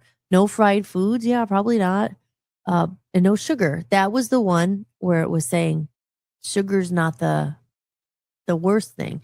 But there's different kinds of sugars then, of course. There's a difference between sugar and candy and honey or agave syrup or maple syrup. Even that said maple syrup was good. He said fruits were good because the sugar in that is good. they were saying in that book that a lot of fat was not good. Well, fatty liver, I guess maybe caused by a lot of high fat foods. What's high fat foods? I mean, a lot of, well, fried foods, yeah, desserts and things like that. And that's would say bad sugar, you know. Jim, here we go. Jim says the liver naturally detoxifies the body, but specific whole food support its function by reducing inflammation and preventing fat buildup. Incorporate nutrient dense options like coffee and fatty fish. Well, yeah, inflammation. You always hear that. That's like the problem for bodies. You're eating all these foods are making you inflamed. And then I've read that, you know, that's where it's an environment. If your whole body's inflamed by certain foods or whatever it is, I think probably dairy is inflammation. Amy knows a lot about this, Aaron. Then it's more of a breeding ground for cells to get messed up or bad cells to grow and stuff. So even from my time in Inner Harmony and Wellness, I remember that there's your body can be more acidic, or you don't want it to be too acidic because that's inflammation. I have to check on these facts, but we could check. We're talking together, so until I brush up, I'm not going to just say everything. But we're just kind of figuring it out. But I even still have it in my my cabinet. It's like an alkaline test. There's alkaline water. The book was saying that's a myth, that it's not alkaline. You want your body to be more alkaline than acidic, inflammation, this. Jim, what do you think about that? About inflammation and acidic? There you go. That's free radicals. Yeah, the problem with fried foods is free radicals. So free radicals, we should look that up. Exactly. That's stuff in the environment, I think. Antioxidants, that's stuff, vitamin, good for you. I always hear that. Get your antioxidants. You hear berries are really good. Certain berries. The amala berry, the gooseberry.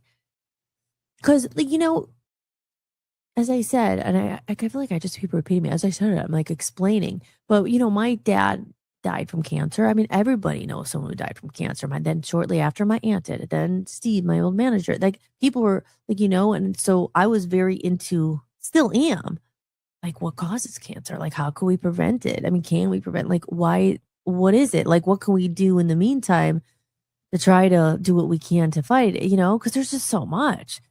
And so I got this one book. It was called Chris Beat Cancer. I still have that one. And he healed himself, but it was like stage 4 colon cancer or something. But he did a radical change in his diet. He did fasting.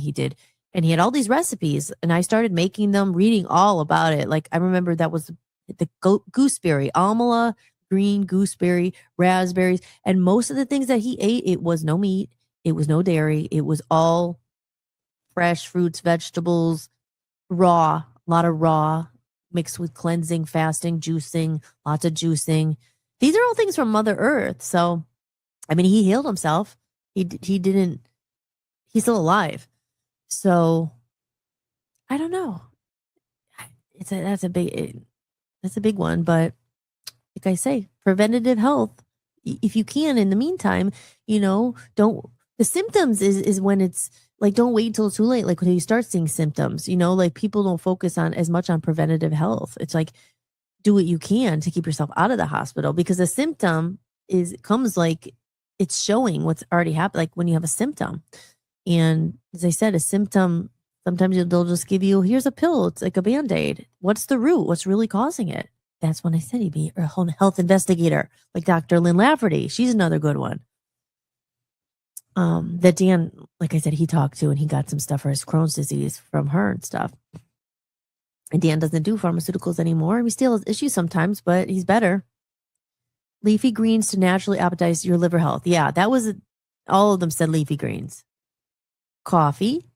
Yeah, actually, before I even read your comment, he was saying that coffee was actually okay. It's the creamers and all the sugar and stuff you put in it. But coffee, regular consumption is linked to a lower risk of liver disease by preventing fat buildup and lower inflammation.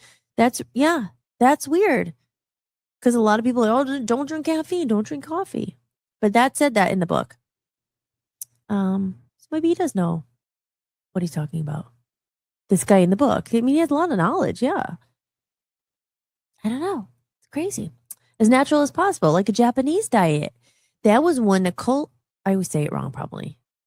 Sea salt, not that. Colson, what's it called? Jim's no. Kelp and like dulce or something. Dulse. Yeah, the nori and like the seaweed, that stuff. You're not that freak. Cruciferous. Okay, there's cruciferous. I can never say this word either. Cruciferous. Cruciferous. There it is. It's like the other one I can't say, right? Philosophical. Cruciferous. Cruciferous vegetables. Well, the good thing is I love broccoli. I love Brussels sprouts and kale contain compounds that kickstart the liver's natural detoxifying enzymes. Okay, here's the kale debate, right? I heard kale, right? Everybody go and get kale. And then I heard that it's not that good for you. And then it's not even true. I don't know. Lectins. That's another one. What was his Gundry? Dr. Gundry. Same thing. I remember I was in Maine. I ordered the book. Lectins are bad. They're in apples. Lectins could be causing all your problems. Then this guy says that it was a trend, and that's not really true because there's a lot of vegetables that could heal your liver that have lectins. Tomatoes were a big one. Applesauce. Applesauce is good. Apple cider vinegar, not too much of it, but it's not the worst thing. But other people have their whole books about apple cider vinegar with the mother. Berries. Cranberries. Yes, I heard cranberries are really good. And raspberries. Blueberries and cranberries contain antioxidants that protect liver cells from damage and improve enzyme levels. Yeah. So, I mean, again, it could be very confusing in this, but across the board, the common theme for the years that I've been doing it, I've always heard berries are really good. Leafy greens, spinach, and there's different kinds of herbs, but like nuts sometimes you hear, but not more of like a fatty thing, avocado, but no, always the top things, tomatoes. But again, that guy says lectins, but I don't know. Asparagus, squash. She was saying squash, I think was good. I could just go get the book, but I will be doing my research and I will be trying some of these recipes as well. So I'm very excited that I have loads of books. If you look at my books, I have a whole collection of vegetarian, vegan recipes. And it was more for, sure, I'm from Scranton. I grew up eating hot wings and steak and cheese hoagies and fried food and pierogies and scrapple. No, I didn't have the scrapple. You grew up on this stuff. So, I mean, of course I love it. But the reason why not so much anymore, but like, I like that stuff sometimes. Of course, you grew up on it. But I knew I was into preventative stuff. I'm just like, oh gosh, if you're going to pay now or pay later, people are like, well, it's too much money or the food is this, or I never skimped when it came to like doing things that might help or like getting the little extra if it costs extra, because I feel like you'll pay now or later, because later you're going to have a huge medical bill when you have to go and get all these treatment, like they're fixing all the stuff, or you try to take care of your health as much as you can. Again, I'm not here to preach or make anyone feel bad, but it's just like, do what you can now. I never skimped when it came to the health because I was like, again, of course, I bitch about money sometimes. I'm like, oh, I wish, because if I had a lot extra, I'd be doing those infusions all the time. I'd be doing this. I'd be buying, when you get the resources, that's one thing I will not skimp on, because your health is your wealth. Without it, you're screwed. You're not here. So, but it's hard when people don't have a lot of income and you're just getting whatever you can afford. I get that too. I've been there too, eating from the dollar store, all the things, macaroni and the stuff that you can afford. I get it. So ramen noodles, all these things that are full of preservatives, and not that nutritional. And a lot of people don't learn about it. They just don't know. I remember when I lived in California for so many years, I just learned all this stuff. I was so good. I went back to Scranton. There was nothing. Some people still didn't even know what a vegan was or vegetarian, or there's nothing on the menu that was vegetarian. And I was coming from like, oh, well, there's nothing in, never like that, but just, you want to share what you know. But you also don't want to be like, oh, like, and I wasn't like that, but sometimes people get on their high horse, like, oh, you're not a vegetarian, you're a vegan, you eat that. Like, don't judge. Don't judge people. It's like, hey, whatever. My thing is, I want to feel good. And so, and I know because I've gone up and down and up and down and up and down. When I get on the back on the little path and I'm doing my smoothies and my acai bowls, acai, love them. I feel good. And I get, and look at, I'm inspired. It's like over an hour and a half. I'm talking about like this stuff, but I just love it. I love it. And that's why, because I feel like you're taking care of your body, but, and then enjoy life too. If you're drinking and you're having a beer on a Friday night, who cares? Don't feel bad. Like, hey, we're live too. So it goes like, I don't know. That we say you could just sit there and you could have your house with every water filter thing and you could have this and you could have this and you could still, God forbid, get cancer. You could go outside and get hit by a bus, God forbid. Eat the pizza or the drip. But I mean, everything in moderation. Moderation. Everything in moderation. 80-20. 80-20. We got to get Dr. Peter on here. He had a book. Not a book, a workbook. Cut the 80-20. Like do what you can 80% of the time, but do your 20%, you know? Because we're here as well to experience the treasures and the luxuries of life, or the pleasures, the human pleasures of life. And if that means a donut, a deep fried donut and coffee, then there you go. I like the coffee idea, but likely black, right? That yeah, but I've tried healthier coffees. Just when it comes to coffee, I'm just like, well, I put regular creamer in it with a little bit of sugar because I have done it without that. It's just not that, it's not as good, you know. I only drink it, like, I've gone without coffee, but I do usually drink 1 cup in the morning. I like it in the morning. It's not even like I'm addicted to it. I don't even think it wakes me up. It's just kind of like, oh, yeah. So that's one thing. I've tried the Rise, RYZE. I've tried mushroom coffees. I mean, like, yeah, they're better for you probably, but I still like them. But I'm trying to maybe switch to tea because I bought this like lemon balm tea that they said is good for the liver. I haven't had it yet. So I'm going to try to experiment, do some more tea and different kind of tea with like lemon and stuff. Everything's a habit, you know, you just get in certain habits. Jim says nuts. Walnuts and almonds are packed with healthy fats, antioxidants, and vitamin E, which are associated with a reduced risk of liver disease. Yeah, definitely. Vitamin E. Certain nuts. What's selenium? Is that found in nuts? That's something. I don't know why I just thought of that because I remember taking vitamins that were selenium.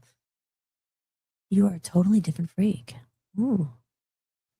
Awesome. This is a very helpful. Thank you. Yeah. Oh, good, Aaron. Yeah, I mean, I think this stuff is so interesting, and you're always just learning different things, and then seeing what works for you. Because, good, everyone's different, but it makes it confusing, and then people, you know, doctors do have a hard job, you know, because people you get mad at them, like, why can't you heal me? Why can't you fix me? But even as much as doctors know, you know, and there's some good doctors, and then there's some probably not as good and all that. But as much as doctors knows, I mean, the human body, it's a mystery, I feel. Like, you know, you can learn things and you'll never learn everything. And everyone's so different. So, and then you think about like your eyes. Maybe we should do like one organ a week or something. Or like your eyes and like the complexity of your ears, like things that you just don't, your brain. Oh my gosh. What is the hippopotamus? Not hippopotamus. The hippo something. The core of things in your brain, your spine, your just everything. And then you could get into the women having babies, and like it's just like crazy. I think just the body, the human body, and then your hair grows. Some people's hair doesn't grow anymore. That why, you know. They say, well, with aging too, you basically with aging, why people start to get wrinkles and stuff is that your skin just not as elastic as it used to be. It doesn't produce as much collagen. So you'll hear women like, I'm going to get collagen filters or Botox, right? I think Botox is when you just like, they shoot collagen into your face or your wrinkles. Because as you get older, you're not producing as much. But that was saying like the red light therapy and some of this stuff and the ADP, you take care of that, it starts to produce more of it again. So that's why I'm saying like it's more of an internal job than an external job, because you could put like 8,000 creams on your face, but it's more of like your body not producing it. So how can you get your body to produce more of it? It's just, that's the thing. It's getting older sucks, right? It's just, it doesn't, even with girls, like the ladies, like they want to have a baby when they're older, like, oh, you don't have any eggs left, because when you get older, they just don't make as many. But that's what probably happens with your skin and stuff. It just doesn't produce as much as it did when you're younger. Probably the same thing with hair. Most people, but some men lose their hair really young. So I don't really know what causes that. Another topic for holistics we could look into on this TGIF Friday. People are tuning in. It's like not to Mama T. We're talking about like girls like having babies and stuff.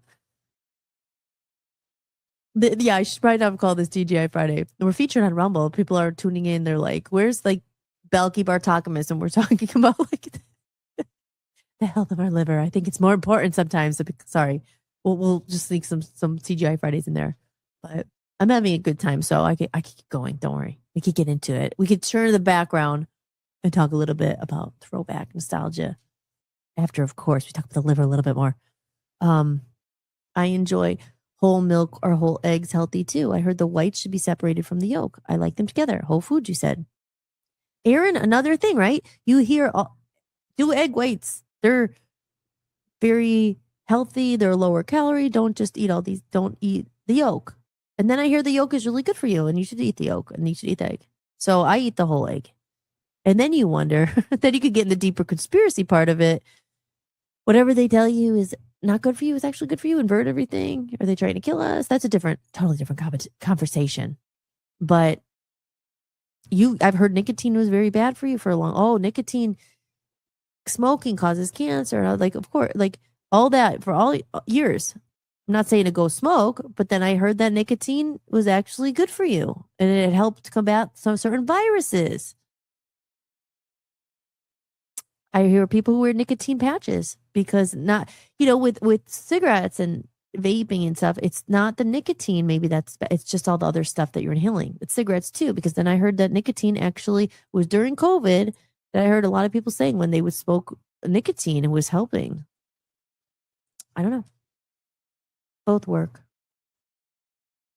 Aw. Oh, speaking of hearts, we got to play the Love Zombies theme pretty soon here. Say whatever you want. Yes, Scrapple is horrible.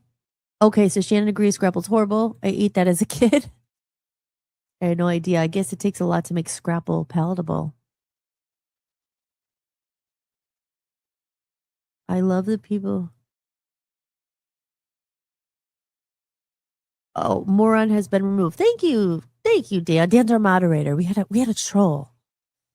Well, that's what happens if you get featured on Rumble. The more people are going to find it, and there's always a chance of trolls. But we just say, you know what? Goodbye. People. It's not that you have to, like, if you don't agree, you can definitely disagree and all that. But when people are just putting like, stuff like that, it's like on TikTok. You just got to throw them out. It's okay, Dan. I reported him to Dana. Thank you. Thank you, Joe.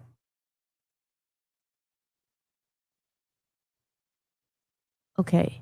Hollis, when you played the theme of Fraggle Rock, I think it was last week or the week before, you got me looking it up on YouTube and watching it again. Really? Aw. See, I don't remember the storyline of it. I always remember the little yellow guy and red. And then I remember the beginning of it and then those big people. But I don't remember like a storyline or anything. Was it good? How much did you watch of it? I had not watched Fraggle Rock since it was new back in the 80s when I was at high school. It was fun to see it again. Aw, yeah. Yeah. That's the thing. Like sometimes you just like Inspector Gadget we were talking about. I haven't watched that since I was like literally probably whatever age it was. Was it 12 or 10 or even younger than that?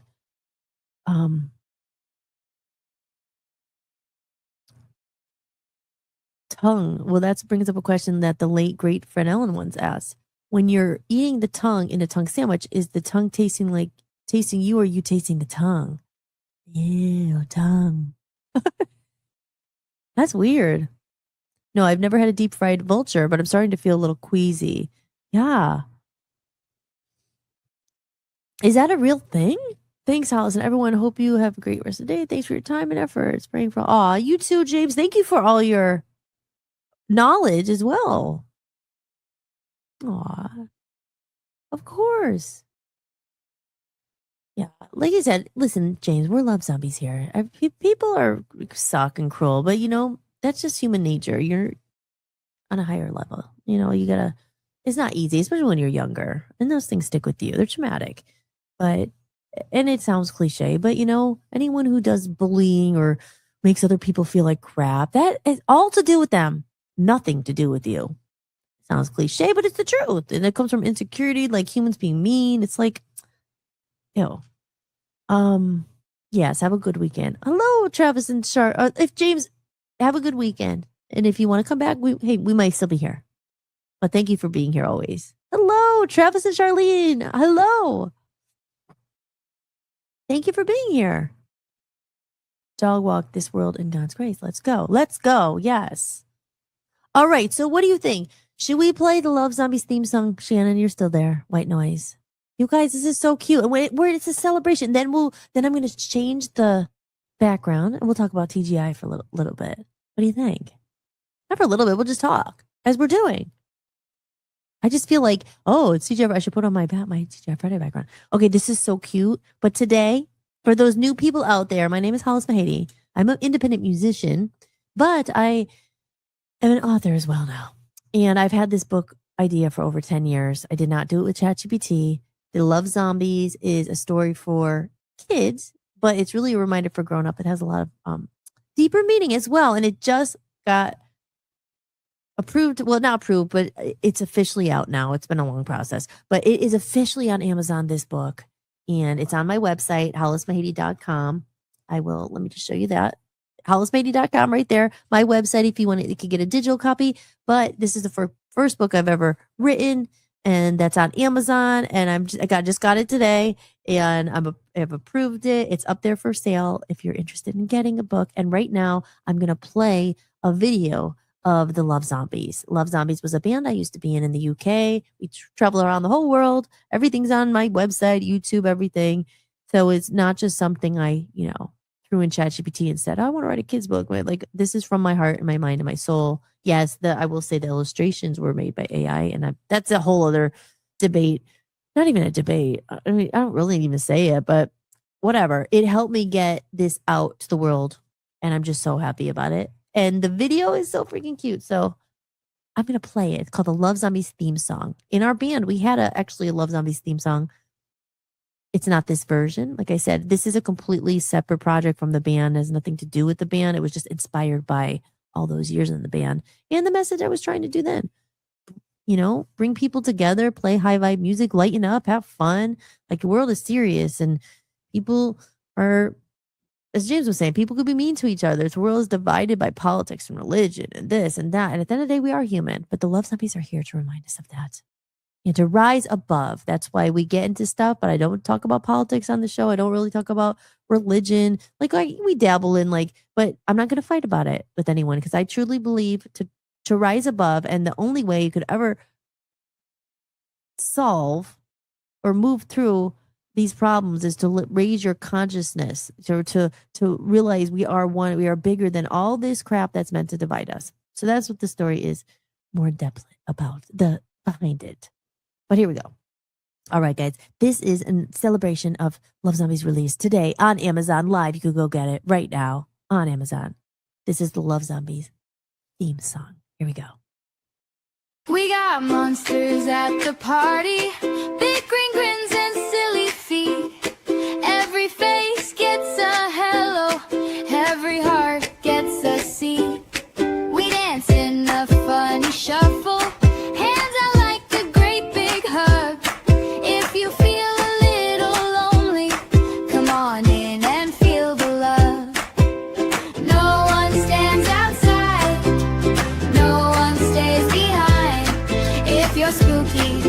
You're shy, you still get a place tonight. We love zombies,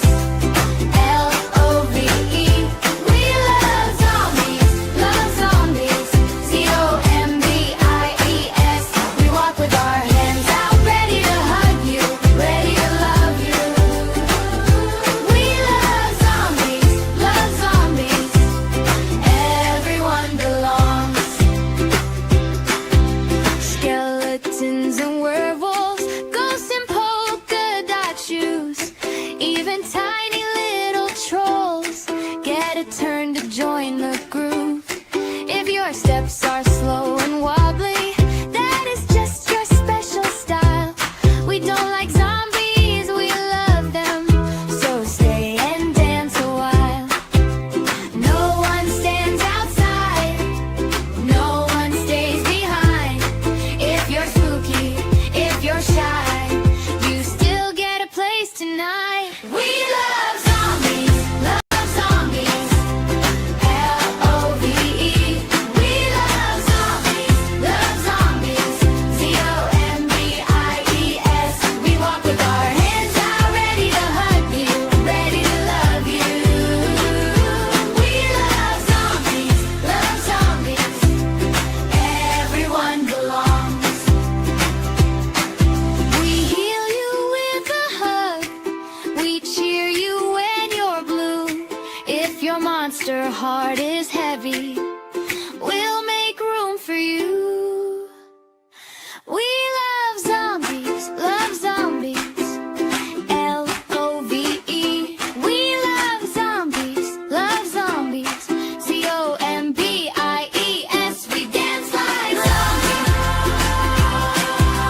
Side by side with you and you and you. We love zombies. No one is left out.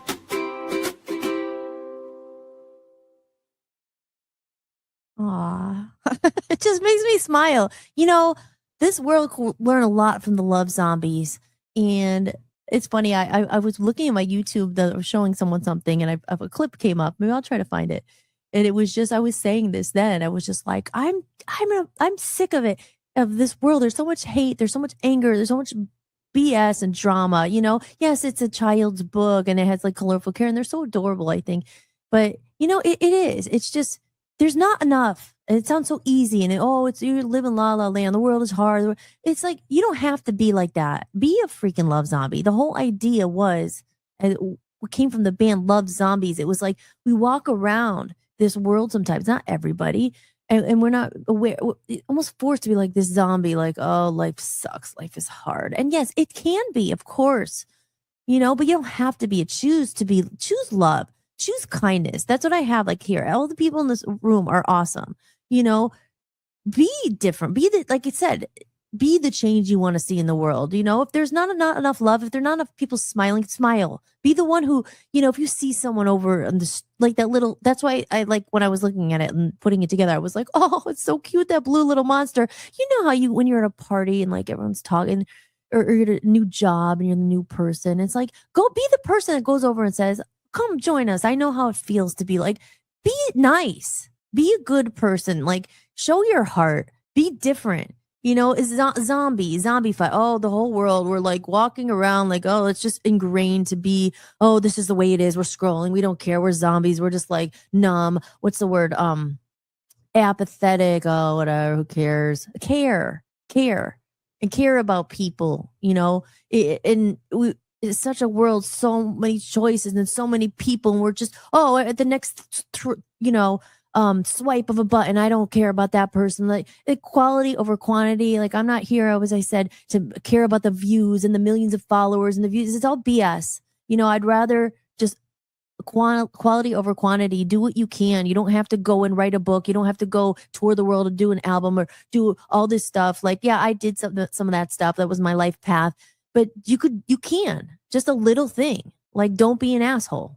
Or, you know, don't be rude to people. Or if you see someone who's embarrassed or something, like go and be nice to them. You know, it's just that's what the love zombies are. Like adults really can learn, especially in this world. Adults can learn from the love zombies. And I'm like, because, you know, it's just, it's not hard to be nice and to be kind. And it's just, you get so like, you get jaded when you're older. And again, politics and this and that, and everyone's fighting. And it's just like, that's why the love zombies, that's why I wanted to get the book out to the world. It's not because I'm like, oh my God, I'm a publisher out there, go buy my book. It's more like, no, I'm excited that Lolly's going to come out to the world. I like to give this to some adults that I know and say, you should be like a love zombie. You should be more like this. You know, the world would be a lot nicer if it wasn't just an imagination thing, oh, maybe there could be peace in the world someday. It starts with little things, with one act of kindness, whatever, you know. It's true. I truly believe that. And that's what the Love Zombies represent. And that's why I'm so happy and proud that it's finally out there. It was inspired by the band. It has nothing to do with the band. Unfortunately, when I lived in Hollywood, I went through all these lessons that Lolly is going through, because I am a human. I don't live in Love Zombies land. Sometimes I wish I did, it's a very high vibe place. They know what matters. They care about, they thrive off of love and connection and creativity and being kind. I would love to live in Love Zombies land for a while, but we're out here on Earth and we're trying to deal with that, right? As humans. So there you go. I get passionate about the Love Zombies. Aw. Thank you, Shannon. Shannon says, holy crap, that's genius. Thank you.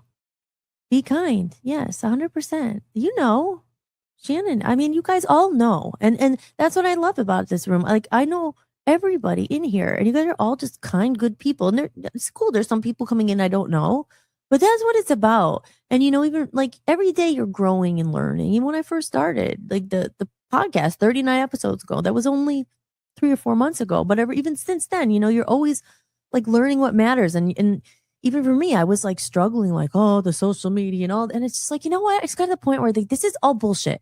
The recreation movement is, like I said, holding on, preserving those things that matter. This stuff should not go out of style. And it shouldn't just be a fairy tale for kids. It should be it is a reminder for adults. Like, rise above. There's I don't want to give it away, but I have one page on here and it says like they're getting prepared to go to Earth and they have to go to this little Marvin, the Cosmic Council, is preparing them, and he gives them a glossary of these grown-up terms that they have no idea, they've never experienced, but he's like, you're going to hear these words a lot when you get there. And Lolly glanced at a worksheet and bold words were printed across the page. Here's some of the words: negative thoughts, grown-ups, stress, fighting, drama, smartphones, social media, celebrities, influencers, money, fame, greed, power, junk food, taxes, loneliness, disconnection, rat race, selfishness, diets. So we're talking about this stuff. Disease, preservatives. It's on their worksheet. They don't have any idea what this is, but these are things that you're probably going to hear when they get to Earth. Race, ethnicity, religion, politics. Now, again, it does not go into anything like that, but it's just saying these are words you're going to probably hear a lot. This is humans cause fighting. But remember, guys, you're gotta rise above it. Keep that vibe. Like, gotta, so that's why I say, like, it's the ages that's 9 to 12. I mean, a 5-year-old could look at it and look at the pictures and stuff. But I mean, it's for a kid reading it, I think by the time you're 12, you've heard of, like, I don't know. I'm not I don't, I do know. I know deep down in my soul, my gut. But thank you for that. I really appreciate that, Shannon. Joe says, well, Hollis, the thing about Fraggle Rock was it was the situation, not necessarily comedy, but a situation usually centered around one character per episode. Aw. I gotta go back and watch one. I didn't really watch it then. I guess that was my sister always watched it, but I didn't. But yeah, all of them. There's always like good writing. Like one day it would be Wembley. Yeah, the yellow Fraggle that had a problem, or Red, or Mochi, or Gobo. The names of them are so cute. I was thinking of different names for my characters too. I like the name Kirby. I think that's kind of cute. Kirby could be a character. We have Roy G. Biv. You guys, I introduced you to him. And there's Dino and Lolly and Lintwig. And of course, Drago. He's our villain.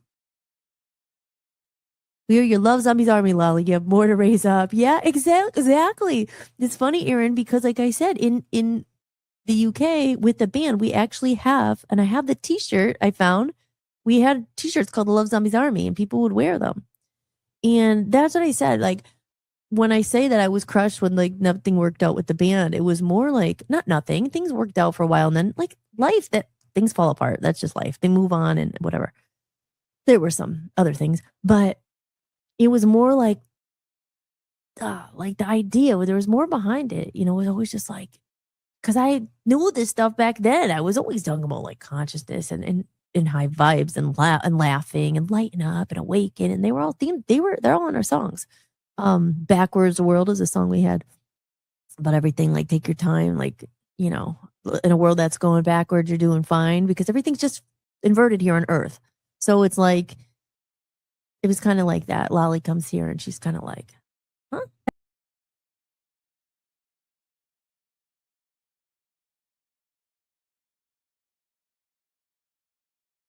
I've always felt a little bit like,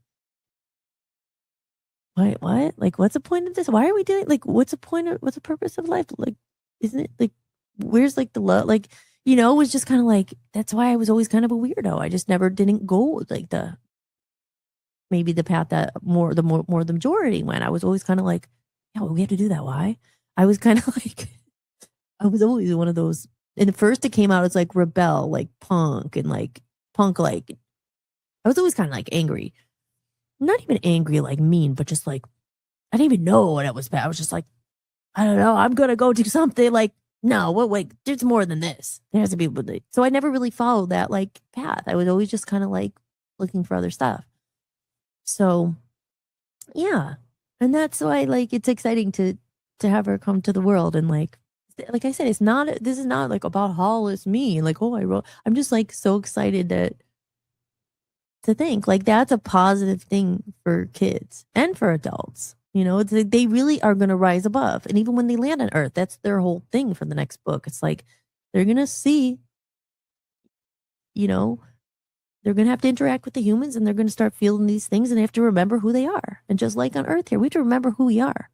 We have to remember what's really the purpose of life. Is it just to accumulate stuff or is it to make those relationships and to have love, to create these things? We're getting a little philosophical here. It was a very unusual show, but entertaining. Yeah. Now you got me thinking about it. I want to watch an episode. I'm going to do that. So wait, let me see. I'm going to see if I could find that little clip I was talking about. And in the meantime, just because I see, as we catch up in more comments or questions, I might as well play a little more Love Lolly because she's so cute. And I want to find that clip in the meantime. And I can put it right now. I'm going to officially put my little commercial that is out on Amazon. Then we'll do Everything Is Me. And then I will be right back. And you've been watching Hollis-tics. And I am your host, Hollis Mahady. Here we go. Love Zombies Land, out now. Get your digital copy exclusively at hollismahady.com or order the paperback today on Amazon. Here's Lolly. Lolly in Love Zombies Land, things bloom under every hand. She wakes up with a mirror grin, gives her own sweetheart a spin. She says, I am you, you are me, love is mine and it runs free. She sways where the roses grow, breath in, breath out nice and slow. Fluffy love taps at her door, tail like a feather on the floor.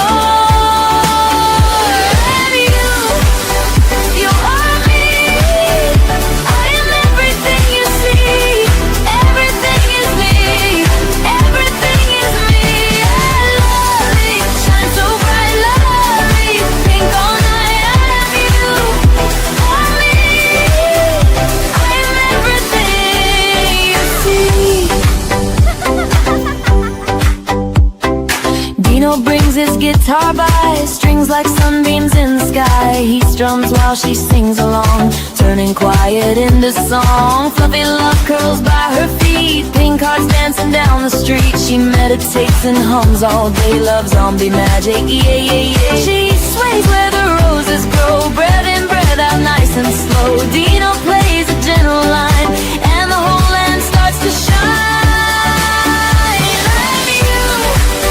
You are me, I am everything you see. Everything is me, everything is me.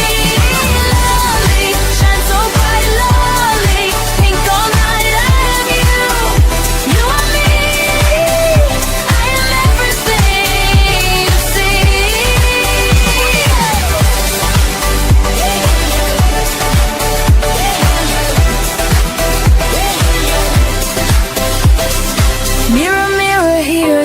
self-love starts in me today. Fluffy love, Dino too. All the love comes right on through. She closes her eyes and sings it back. Whole wide world turns pink just like that. I am you, you are me. I am everything you see. Everything is me. Everything is me. Lovely, shine so bright, lovely. Think all night. I am you, you are me. I am everything you see.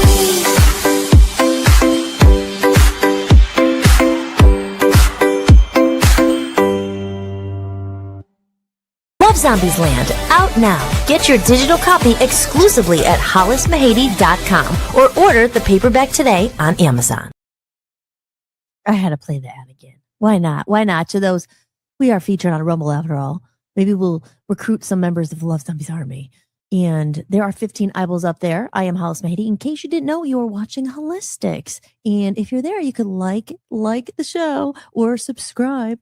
If you're on YouTube or wherever you might be watching this, we are broadcasting on Facebook, on Rumble, on YouTube, on all the places, all the social media. If you use social media as a tool, maybe, like I said, you get the word out there, spread the word out there. But I did find I found this interview and I laughed because this was a long time ago and I was saying it back then. But let me see if I could share this real quick. Share the screen. Hollis, share the screen. Okay, here it is. There it is. Share. It was this. This was it. I don't know about the whole clip, but I know the one part. Let's see. I haven't watched this in a really long time. Hold on. I have to share it here.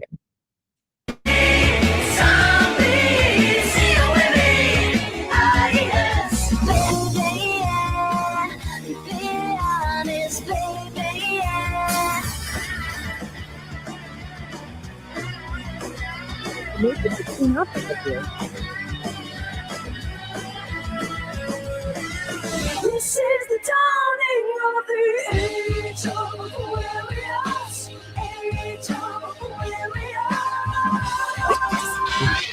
Hollis is young and she knows what's wrong with this planet. She's an inspiration. Like, I'm like really angry these days. I'm really angry, but I'm angry because I'm sick of there not being love. No, I'm not happy. You, the world. There needs to be more love. Hug each other. If you see someone hurting, go and help them. Everyone's in their little bubble, like, oh, it's just my world, my world. No, we need to me to we, and I will be really angry about that until it's just. Yes, we don't have a zillion followers on Instagram at the moment. But we have 3,000 that are real. This is what I'm gonna wear. You see, it's one of our songs. It's called Awaken. Now remember, the thing to being an artist is to know when to stop. Sometimes I just like to keep going. That's why you never be alone. That's why you never be alone. These are handmade cards I made, and these are like the song titles and stuff. I think what they're doing is amazing, and they're just the nicest people I ever met, probably. Dirty rotter. Love Zombies, great band, love you guys, making a difference. It's, actually making the world a better place by enriching it with cool music. And I'm a Love Zombies fan. Crazy for the Love Zombies. We love these guys, love them to bits. We just basically fell in love with them and followed them around, and they blew me away. I was hooked. I'll be paying for it forever, but I'm hooked. Great people, great music. To have this experience, I don't think anyone could provide it. And for Love Zombies to do that for us, absolutely fantastic. In fact, it's all fan funded, and we've got to support the people you love, and you get something in return for it. Yeah, you guys rock. Or whether they're from this place or that place, but they're having some fun. Doing all right. We're in sunny download. Is that right, guys? That's our voice. The Zombies are on stage now. Tell me what you want, what you really, really want. I'll try to care for you. Living a life of disappointment is not for me and you. And they'll try to tell us what to do, but we'll dance, dance, dance how we want to live our lives, how we want to ride. We'll always believe in you. Like hungry bears.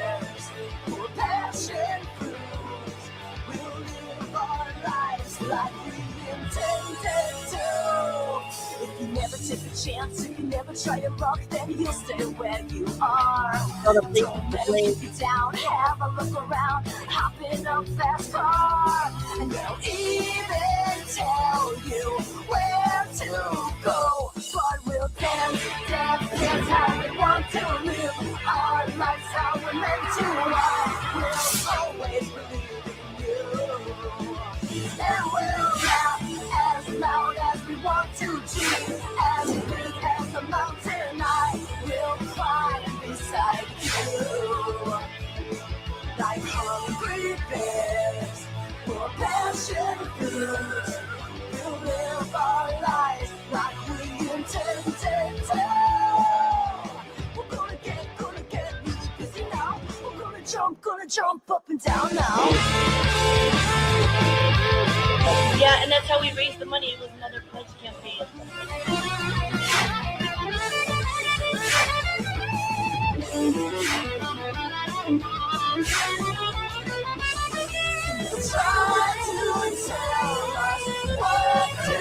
Yeah, one big happy family. Dance, dance how we want to live.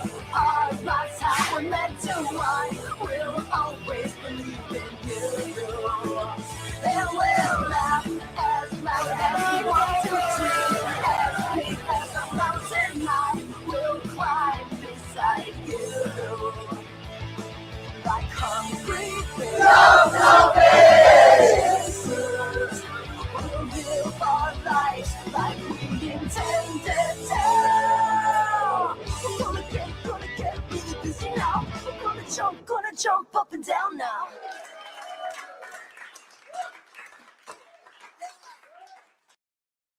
Whoa. Gosh, I haven't watched that in so long. I made that whole thing.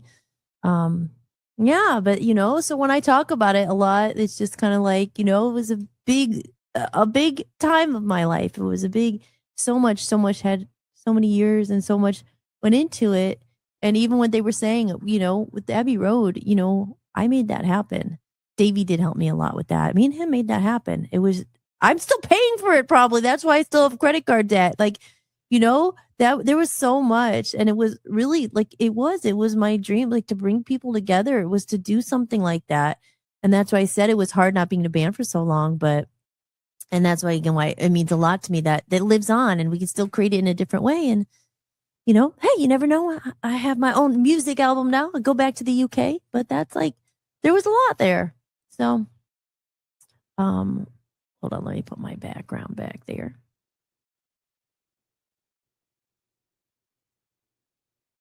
Someday survival may depend on this. Let our food be our medicine, our medicine our food. Yes. I always say that too. Your food is your medicine. Like other people like, oh, I don't like that. I don't like vegetables. I don't like this. I'm like, well, you're not eating it just eat it for health. Like that is, who says that? That's, that sometimes on juice bottles, I read that. What was his name? The one, who's like I want to say like Hippocrates. Is it Hippocrates? That's the law of the oath the doctors take, the Hippocratic oath, or what? Like, don't harm others, or what was his name? But let our food be our medicine, or our medicine be thy food, because it is sometimes you hear, but it's like, as I was saying earlier, you pay now or later. You pay now or later. If you don't take care of yourself as much as you can, again, you're not God. Some people say, we have our time is up, but it was predestined. It's this, you don't know. But if you could, for people who like destroy their bodies, or they're doing like, they don't take care of them at all. What do you expect? You're probably going to get sick eventually. After a while, you beat your body up for years and years. Same thing though. If you are mindful of it and try to take care, and you're all human. You still want to have your things sometimes, or you have your bad habit here. But like over the majority, if you can help what you can, if you could help, then do it. And you'll know that at least you tried, because there's things that you just don't know. We just hypocrite. Yeah, there we go. Thank you, Aaron. I feel dumb. Like, what was it? Hippocrates. And I'm thinking Hippocrates. I'm probably not even pronouncing it right. But yes. So let me see. I'm going to put my use me my background on here for a minute. Oh, because I forgot to do it. Here we go. We're going to switch it up then. We're going to switch things up again. Oh, now it's TGIF. It's Friday night and the moon is right. Gonna have some fun, show you how it's done. TGIF. I'll play that again, just that little clip, right? Does that bring back memories for everyone? Where is it? Where is it? Oh my gosh. Sorry, guys. Sorry for the silence. It's radio silence. Now it's actually podcast silence. Where is it? This is the thing. I have my little library of all my clips. Board up, Hollis. Where's the TGIF thing? I mean, it's only 11 seconds, but there it is. It's Friday night and the mood is right. We're gonna have some fun, show you how it's done. TGI. So I hope everybody's having a good Friday. I'm excited for Joe. He has 11 days off, which he fully deserves. I'm happy for you. What about everyone else? Anyone have a, Shannon, you're in New York. What's going on for anything? Any plans for 4th of July or anything like that? Or what about you, Aaron and stuff? Are you going to see your parents? And Joe, what are you doing up there, Joe? Are you just staying? Did you tell me? I forget. Maybe you told me what you're doing. You're just staying at your house and relaxing. That's very well deserved. Or maybe you're cooking out yourself. Let me know. Let me know. Let me know. Are you setting off your own fireworks? I've already explained that I don't do that, but I will happily watch and look forward to. Strongsville's so nice. Right up on the corner there. There's where we went last Friday, or was it 2 Fridays ago? It was last Friday for the barbecue. The little, say a block party. It wasn't really a block party. It was just like in one area. But they have such a nice gazebo there. It's beautiful. And it's like decked out all red, white, and blue lights. They're a very patriotic community around here. So I think they'll be doing something really cool for this birthday, the 4th of July. How about that? We should definitely, maybe I'll do something for the 4th of July. The Star Spangled Banner, oh my gosh. That's like, if you guys know the story of the Star Spangled Banner, I should have Dan come on as a guest. He's a veteran and he knows, I mean, maybe people know the story of the Star Spangled Banner, but I have a video I had watched and it's so moving. It's so good, so sad, but like also just so powerful, and I don't talk about politics on the show. There's no divide, but I'm proud of this country and like just of the veterans who gave their lives for this country. It means so much in the flag and how they, held the flag up with their bodies and like they were just so the flag wouldn't touch the ground. I mean, it's very, what's the word? There's a word I'm looking for. What is it, Dan? The word, not sad. I was totally slipping my mind. The word where it's like emotional, but it's like, I can't think of it. It'll come to me. The word I'm thinking of. Yes. Aaron says, I love that TGIF song, When Times Were Simpler. Yeah, I know. As I said, and when I say, you know what I mean? Like, and that's why I talk about that, the recreation movement. And like, just because it is, the world has gotten like so complex and just like, maybe it's always been like that, but simpler times we talk a lot about here when people just played hide and seek when they were kids and there was like, they rode their bikes and everything wasn't electronic and people learned to play the piano and now things are good. It's different. It's a lot different. And there's a lot of us here who remember that and say, no, I prefer it to be the way it used to be. But then we're stuck saying, well, it's not like that anymore. It's not going to be that. How do we adapt? How do we move forward? Doesn't just be, I heard that too, be in the world, but not of it. Just because whoever is making this rule or saying that we have to go at the speed of light or the technology doesn't mean that we have to lose our humanness and partake in all of it. Yes, of course. Things have changed. Jobs have changed. You have to know how to use a computer. You have to do your banking online for certain things. You have to use these apps to do this and that. But you don't have to not to lose those values. If just because everyone else doesn't really ride bikes anymore doesn't mean you can't, I guess. Doesn't mean like just because maybe people are now trading their bicycles in for a freaking electronic pedal thing. Doesn't mean you have to. No, you want to prefer to get exercise. So you want to move your body and go out and do that. Like we don't have to. There's not someone saying we have to. again, I talk about it like if we live in the old, are we going to get left behind?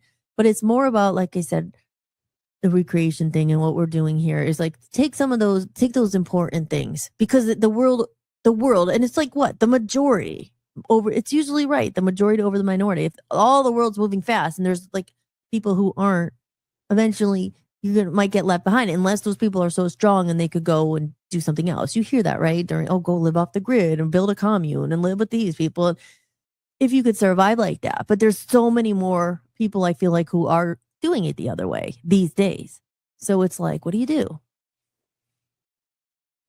No, the word, not patriotic, but like when it's a sad thing, but it's like a memorable, like, Dan, help me here. You know what I'm talking about. It's a simple word. As soon as I say it, you'll know what I'm saying. But more of a, I'll have to play a commercial and go ask him. But Joe says, the purpose of my life is to live a simple, minimalistic, conservative life, to make people laugh and make others happy. Hold on, here he is. No. It's the word that when you describe something that's kind of sad, it's not sad, it's like it hits, it's like very like emotional, but it's like the, you know the word I'm going to say. It's I'm probably not describing it. Dan. Okay, hold on. Oh, we're going to get this word. I'm going to play a little commercial. Here, let's remind you of the recreation movement. Hold on. They tell us we're living in a fast-paced world. Busy. But busy doing what?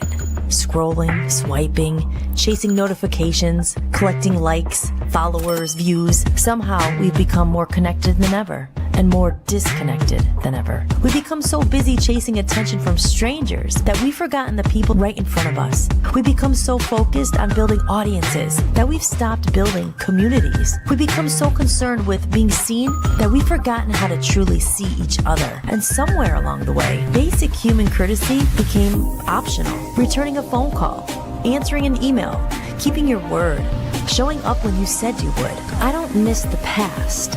I miss the things we left behind. This isn't about going backwards. It's not about rejecting technology. It's not about living in the past. The future is here. AI is here. Technology is here. The question isn't whether we move forward. The question is, what do we bring with us? Do we leave behind empathy, gratitude, community, creativity, integrity, human connection, or do we carry them forward? The recreation movement is about bringing the best of the past into the future, not rebuilding the world, recreating what we've lost, because the future doesn't need less humanity, it needs more. And in a world becoming increasingly artificial, being human may become the most revolutionary thing we can do. The recreation movement. Preserve what matters.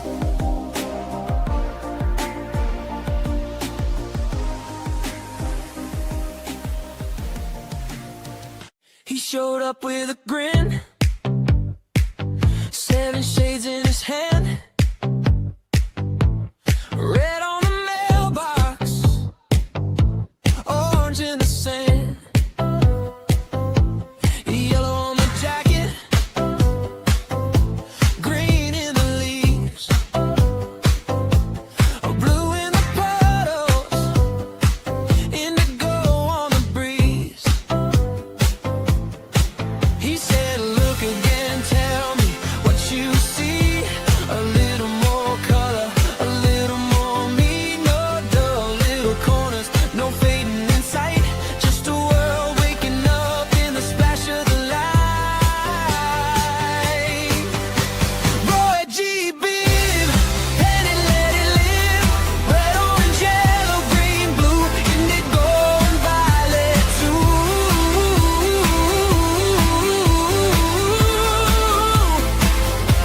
Roy G. Biv, look at what he gives. Colors in the sky, colors everywhere, makes the whole world alive. With a spark in the air, he brushed the clouds at dawn, made the whole roof glow, poured some red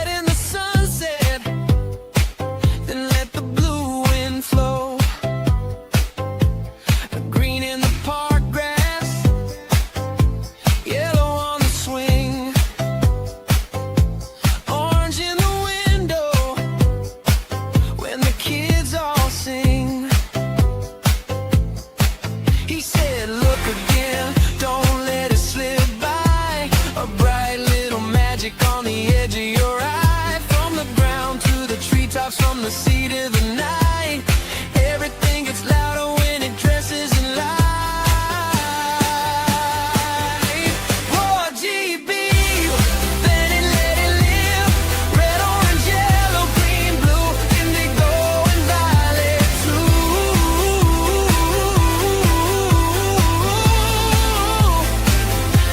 Raw GB, look at what it gives. Colors in the sky, colors everywhere, makes the whole world alive. With a spark in the air. He never needs a crown, he just works with a smile. Turn a plain little day into a painted out mile. If the world feels quiet, he knows what to do. One quick pass of color and it starts dancing too. Roy GB, paint it, let it live. Red, orange, yellow, green, blue, indigo, and violet too.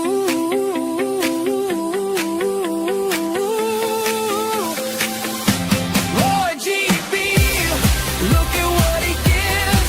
Colors in the sky, colors everywhere, makes the whole world alive.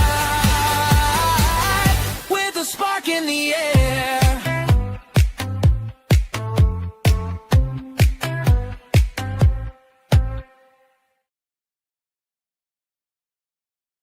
Hello, everybody. Welcome back to Hollis-tics. I'm your host, Hollis-tics, and you are watching Hollis-tics. Sorry, I had to put on another video, so I decided to play Roy G. Biv there because I could not think of the word, but I did think of it. And Aaron was giving his guess, and you were very close, and I just couldn't think of the word. Nostalgic, reminiscent, wistful, yes, retrospect, all good ones. But the word I was thinking was poignant. That was it. And I asked ChatGPT, I said, what is the word? I cannot think of this word. And I said, I'm trying to think of a word that's like emotional, nostalgic, but sad, but like wisdom and hits the heart. I can't think of a word to describe it. And they said, I know the exact feeling you're describing. There isn't one perfect word, but the first one they said it was poignant, which probably the closest, deeply moving, bittersweet, touching in a way that can make your heart ache. Now for me, oh, hello, Patrick. We have a new person in here. Patrick, I don't know if you're still there, but welcome to Hollis-tics. I'm Hollis. Everybody in the chat room they're wonderful people, and we're all chatting, and we're talking a little bit TGIF. But before the little break there, I was talking about the Star Spangled Banner, and I was thinking maybe next Friday I'll bring the video up about the song of Sir Francis Scott Key, who wrote it, and the words of it, and the story. There's a video, and that's when I watched it. It makes you want to cry. But Dan came out, and I was like, Dan, what's the word? He said that's not the word he thinks of, and he's a veteran. He fought for the country and the flag. He knows the whole story of it. He was telling me a little bit more, but he says when he sees it, or even when he hears the song Taps, that song that they play, he feels sad, but he also feels pride and patriotic and stuff. But for me, I was like thinking of that word, but we found it, and that's not really TGI Friday, but that's what we were talking about. But very close. Hello, Patrick. Hello, Malik. What is your comment? That comment, H and 8 say hate. Are you a hater? We don't have, we're love zombies here. We don't have hateful comments. But if you have a nice comment, tell us a little bit about yourself. We're welcoming in here. And where you're from, or whatever you want to share. How you found us, just being on Rumble, that we're up there. Did it tell you to come in and watch? What made you click on it? Because it's we're talking about TGI Fridays. We go back and forth. We talk about all different things. We're just talking about the Star Spangled Banner, the 4th of July coming up, and some other things. So that's the story. But it's nice to have some new names in here that I haven't seen before. As I said, sometimes that's a benefit of being featured on Rumble, that they will, sometimes more people are exposed to it, and they might say, oh, let me check it out. That's why I was laughing before when I was like, the cover of the show is like TGI Fridays Reminiscence, and they come in, we're just talking about like fatty liver and like all holistic health, but it is called Hollis-tics.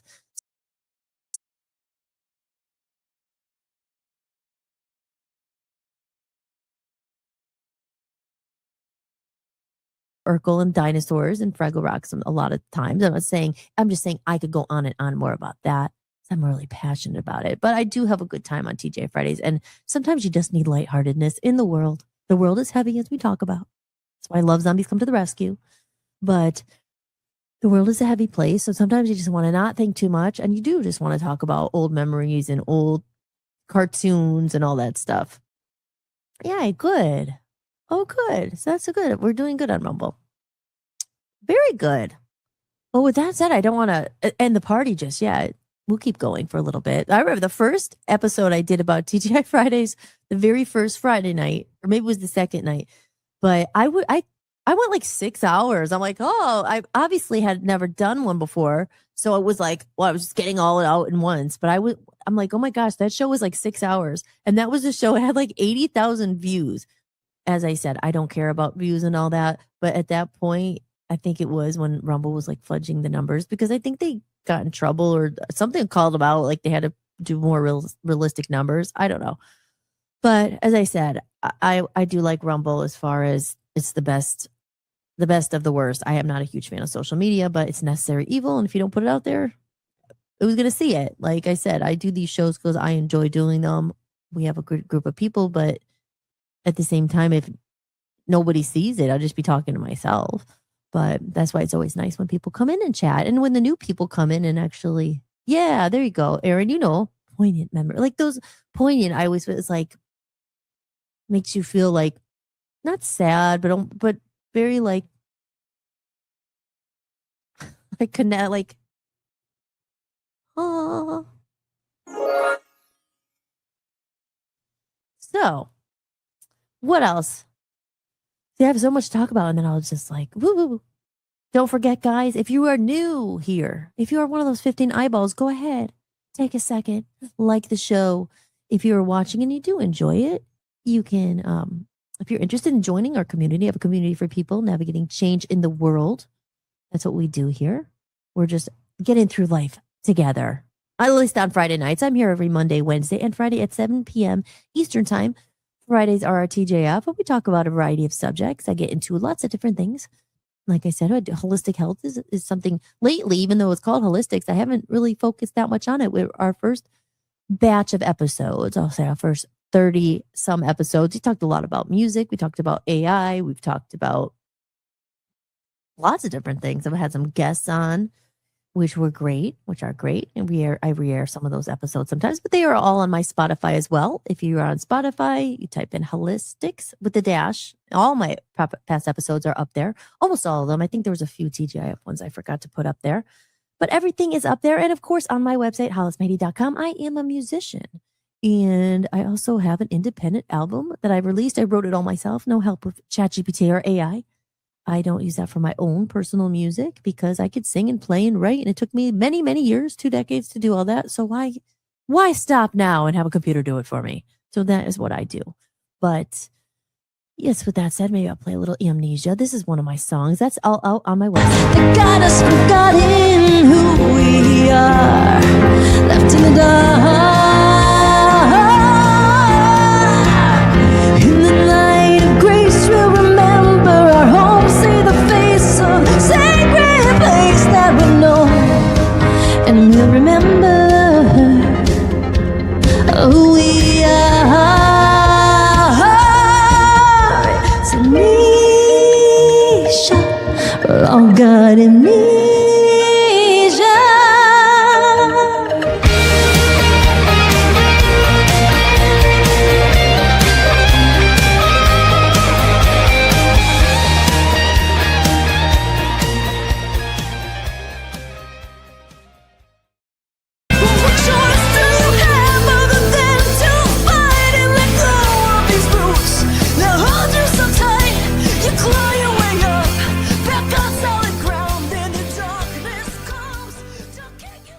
Music has always been such an important part of my life.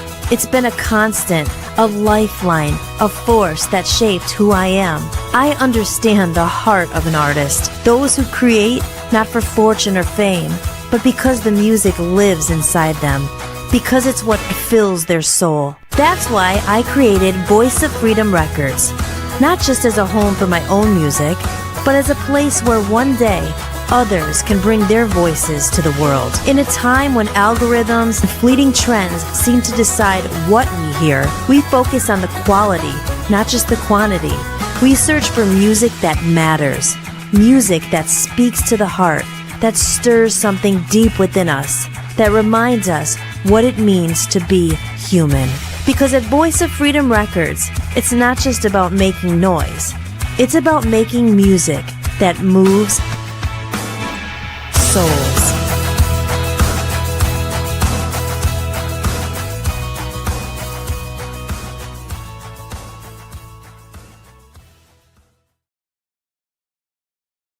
Welcome back to Hollis-tics. I am your host, Hollis Mahady, and you were watching Hollis-tics.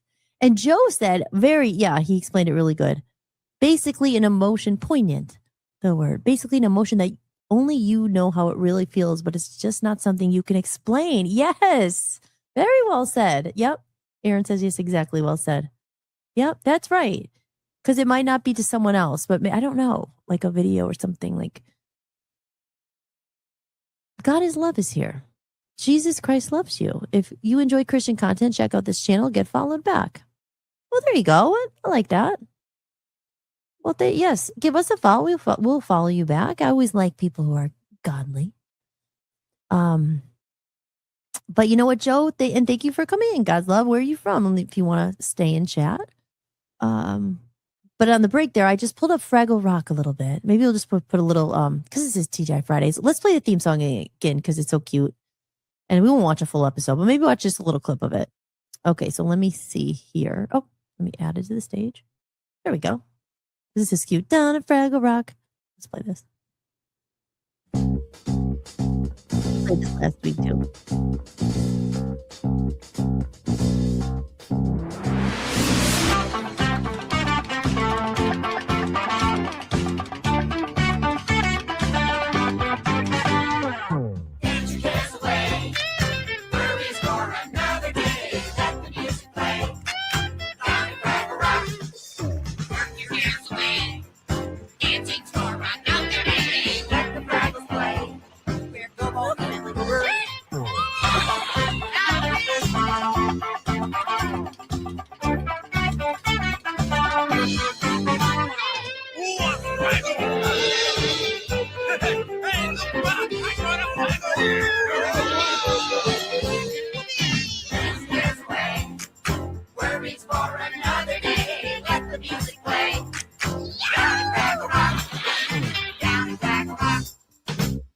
Fraggle Rock.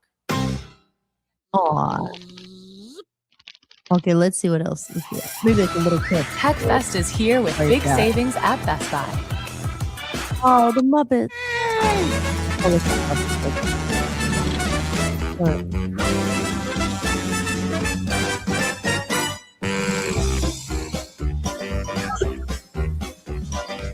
It's time to play the music. It's time to light the lights. It's time to meet the Muppets on the Muppet Show tonight. It's time to put on makeup. It's time to dress up right. It's time to raise the curtain on the Muppet Show tonight. Why do we always come here? I guess we'll never know. It's like a kind of torture to have to watch the show.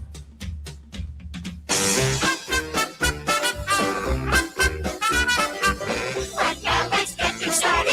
Why don't you get things started? It's time to get things started. Sensational, inspirational, celebrational, confrontational. This is what we call a Muppet Show.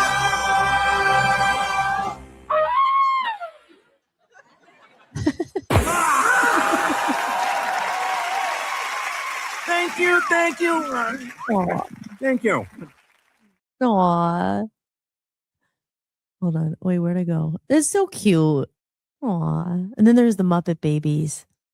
But you know, the Dance Your Cares Away. And the Fraggle Rock, Down at Fraggle Rock. Like, you know, cartoons and for kids and everything. It's always like, leave your worries behind. You know, it's kind of like Love Zombies Land. Like, but, you know, I think it's just, why does it have to be so difficult on Earth? Like, why does it have to be so, life has to be so difficult? It's human to make everything so freaking complicated. Then you could go really deeper on who's really running the world and all that, which I do get into, but not on Hollis-tics. You'll have to find me somewhere else for that. But it's always the common theme, and it's just I don't know. But let's see Fraggle Rock a little bit. 'Cause I don't remember that at all. But the Muppet Babies. Remember, was it like Nanny? You never saw her though, right? Just her feet. Okay, hold up. Let me go back here. Let's go back to Fraggle Rock. Yeah, let's just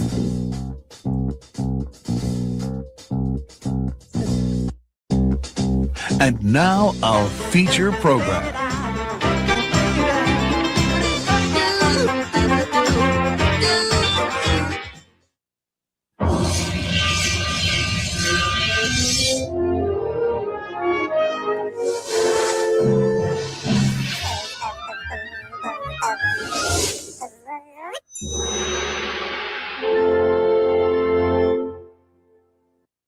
Dance your cares away.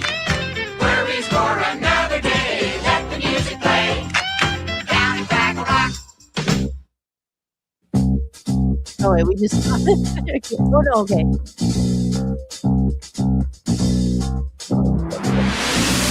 To the gallop. Down in Fraggle Rock. Down in Fraggle Rock. Down at Fraggle Rock.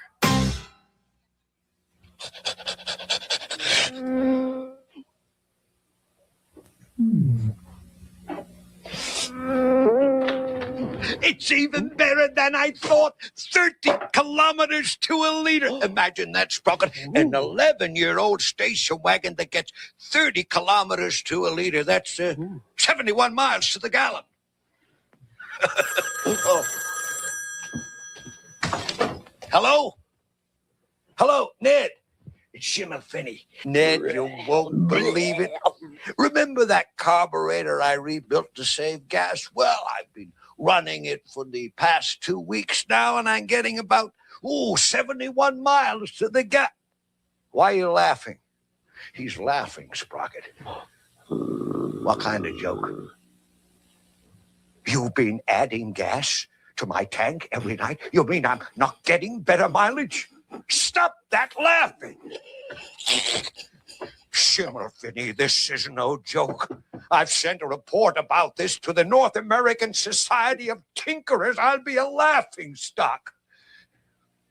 I don't remember. Our friendship is at an end. Go and never darken my phone again. Ned Shimmer Finney. Who needs them? Let's go and do something else. Let's play a little football, just you and me. Yeah, we'll toss the old pigskin around for a while. Uh-oh. This is Fraggle Rock. Just remembered, we don't have a football. Always used to borrow Ned Shimmer Finney. I tell you what, let's play a round of our new computer game, Triple Cross. Remember what fun that is? Oh, yeah. Takes 3 players. Yeah, Mr. Shimmer Finney used to come on over. And, yeah, well, who needs him?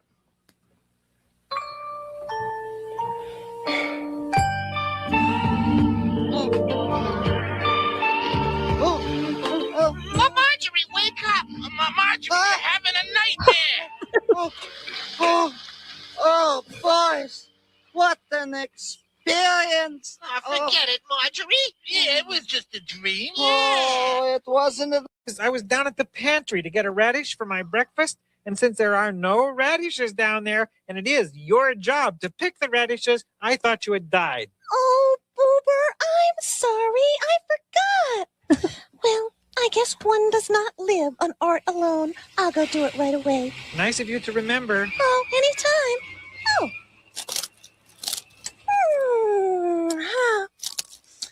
Radishes and doozer constructions.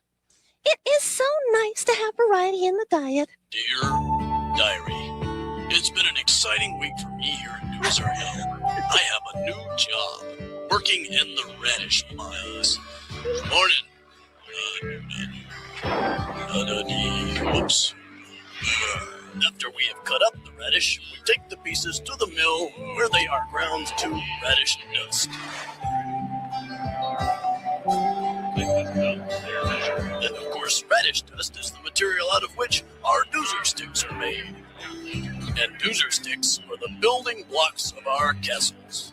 And that's what my new job is like, Diary.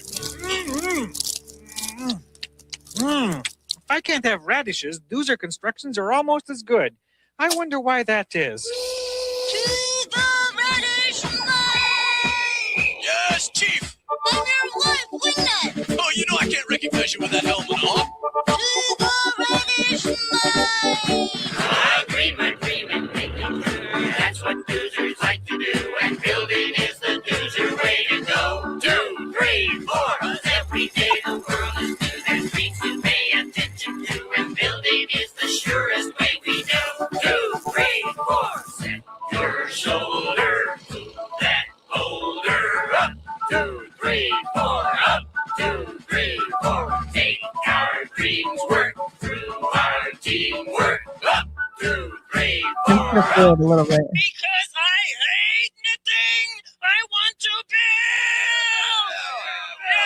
Right. Radishes. The Fraggles. The Fraggles took our radishes. They eat them all the time. It's their fault. So, Diary, life gets worse and worse. We haven't had a decent meal in 3 days. We are slowly starving. First, the Gorgs took our radishes, and then for some unimaginable reason, the doozers stopped building. Wait a minute! I can't just write about this! I've got to do something! Now! I know it's uh-oh. Here comes the king. All right. Well, I think we had enough of that. I mean, I think I did anyway. Well, yeah. I mean, it's kind of weird. You wonder, like, God, we really have come such a far way, but it's like, I wonder how they did that with the Muppets and everything. You know? I'm totally quiet right now. Oh. Just thinking, how did they do it with those little people? Like, I wonder what the production of that looked like. Because it's so different now. Look how advanced it is now. But it's something very cute and simple about it all. It is cute. I don't know. This is the guy I remember the most. That green guy, though. This one here. Get out of here. It's over. I'm back to who I'm supposed to be. You're supposed to be whoever you want to be. I liked how you looked. Hoagie! Where did you come from? Fraggle Rock. Yes, but what are you doing here?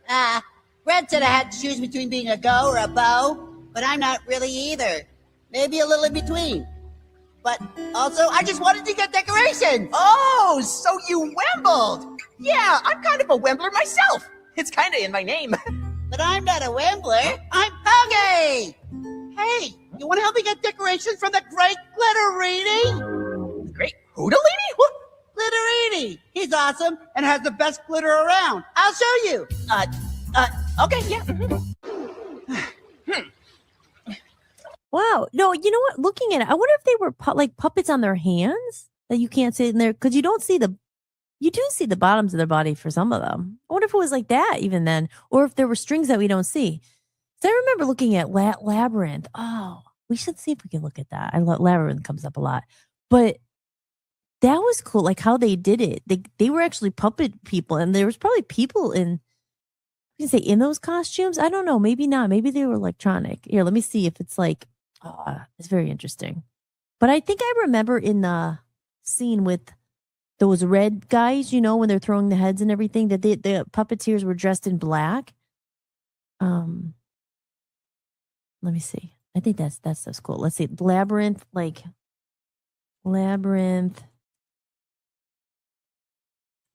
puppets. How about puppets? Here, how about Labyrinth puppets behind the scene? Let's see what this is. Oh, wow. Here. This is cool.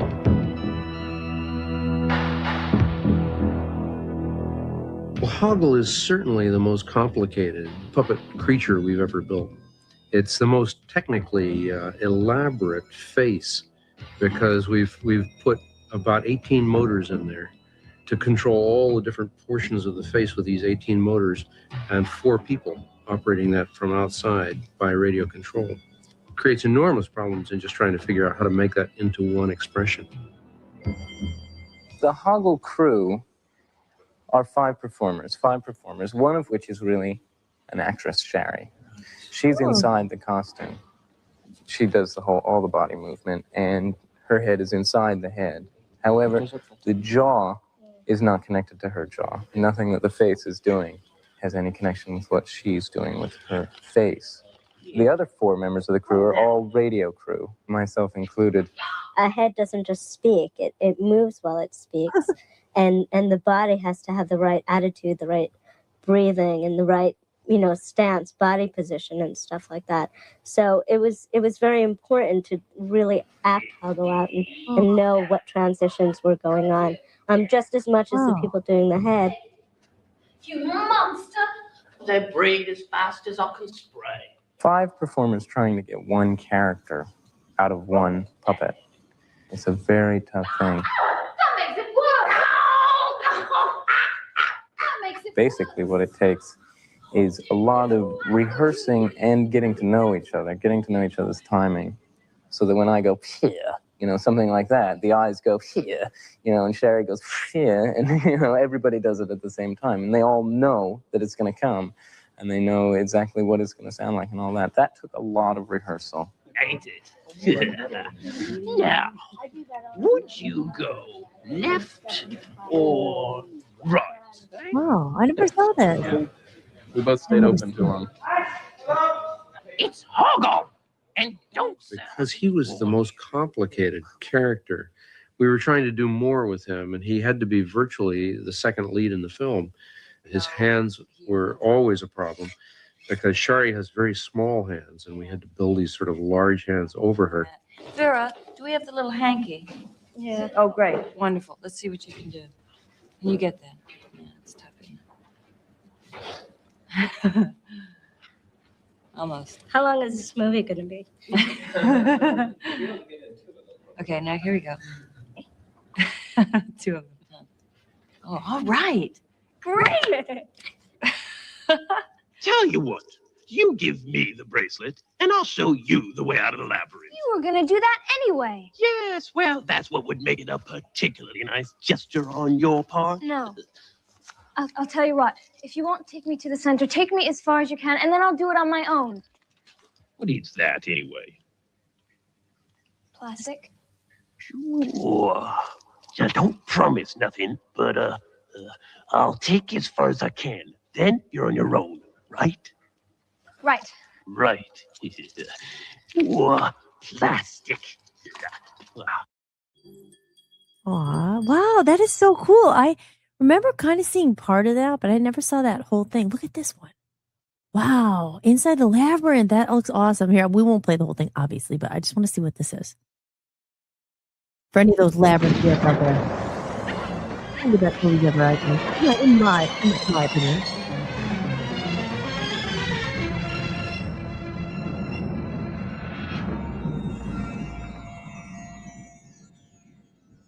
You're him, aren't you?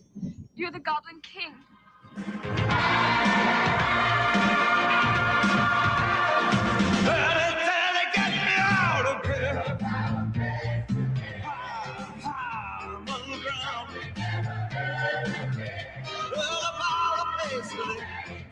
Cool.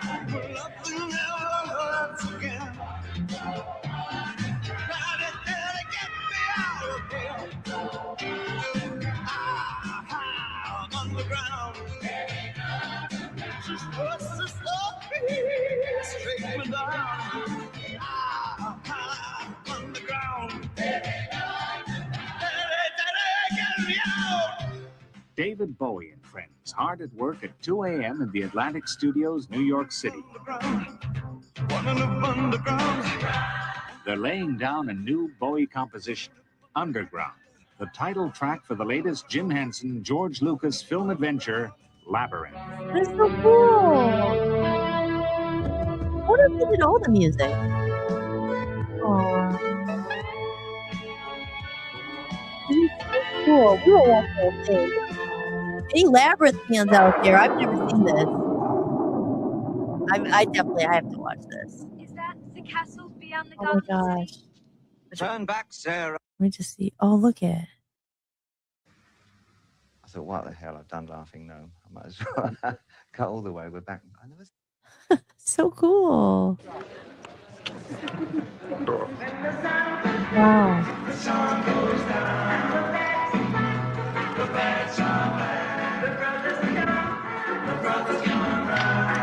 Wow. One bunch of characters that Sarah meets in the labyrinth is called the Fire Gang. When we first came up with them, we did. And action.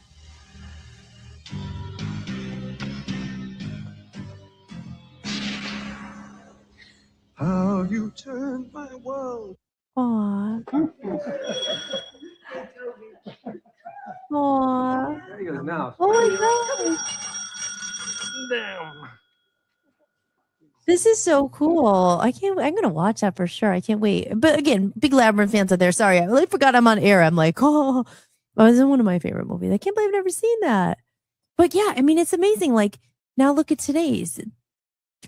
They don't even need any of that. But that was like, again, the magic of the time. Like, look at how much went into that. Like real like puppets and everything like that. And now it's just with AI and everything. There probably be never need for that again. It's just kind of sad. But again, it's also that is just the part of the era of time and the things that, change and things get easier now. But that's why certain things are just magical.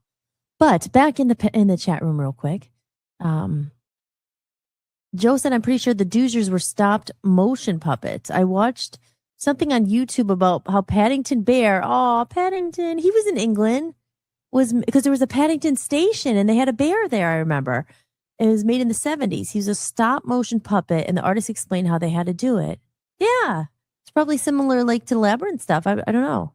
You'll have to look up Paddington maybe next time. Were the puppeteers underneath the stage below the camera frame? Right.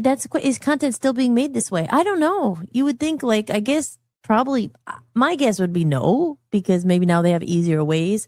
I wondered then, if they knew there was just an easier way, would they want to do it? Or is part of why it's such a masterpiece and special thing because it did take so much time and skill and talent. So that was Labyrinth was, I'm sure there were other movies that merged, humans and puppets and all that, but it's pretty freaking interesting. Joe says, I have to admit, I don't know anything about entertainment shows today. I've only watched shows in my younger years. Yeah. So there you go, guys. If you could look that up on Inside the Labyrinth, it's called. Yeah, I really want to watch the rest of that. Inside the Labyrinth, for those Labyrinth fans out there, we talk about a lot. I even have my Labyrinth t-shirt. I probably should have worn it tonight. It would have actually been appropriate for this, but Labyrinth usually does come up.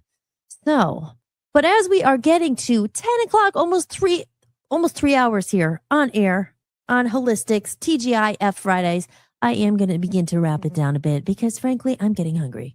And I have to think about what I'm going to have on my Friday night. I did have pizza last week, not on Friday. We actually had on Sunday. It was so good. It was from this place called Marco's, which I guess was like a chain. But what made it so good is I got the hot honey glaze on it. It was so good. So I don't know. But all I know is that I am going to start to say my closing remarks and farewells to everybody. I hope that everybody has an awesome weekend. Thank you for spending your time with me. If you are here, if you just popped in and said hello, if you're one of those eyeballs watching and you weren't chatting, that's all right too. Again, my name is Hollis Mahady, and this is Hollis-tics, and I am here live on Mondays, Wednesdays, and Fridays at 7 p.m. Eastern Time. Fridays are kind of dedicated, even though we go off in certain directions. Tonight, we spend a lot of time talking about our livers, fatty liver and holistic health, which it is called Hollis-tics. And now we're touching more on the TGIF, but TGIFs are reserved for a little bit nostalgia, throwback. And Monday and Wednesday, we get into all different sorts of topics. And next Friday will be July 3rd, but I think we should do something maybe patriotic or something special. I was talking about this.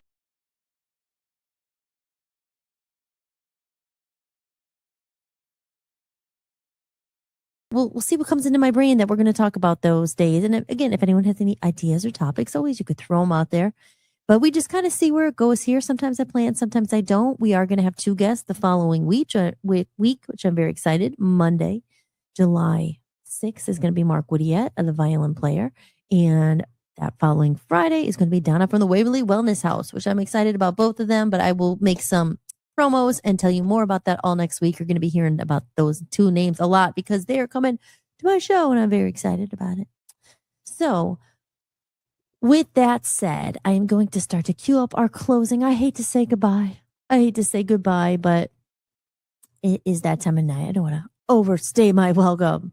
But again, if you guys ever first time here in the chat room, thank you for those people who stopped by and said hello. There's some new names in there I did not recognize. But to my regular people who come in here and they decide to spend their Friday night with me, it means a lot. And I really appreciate you.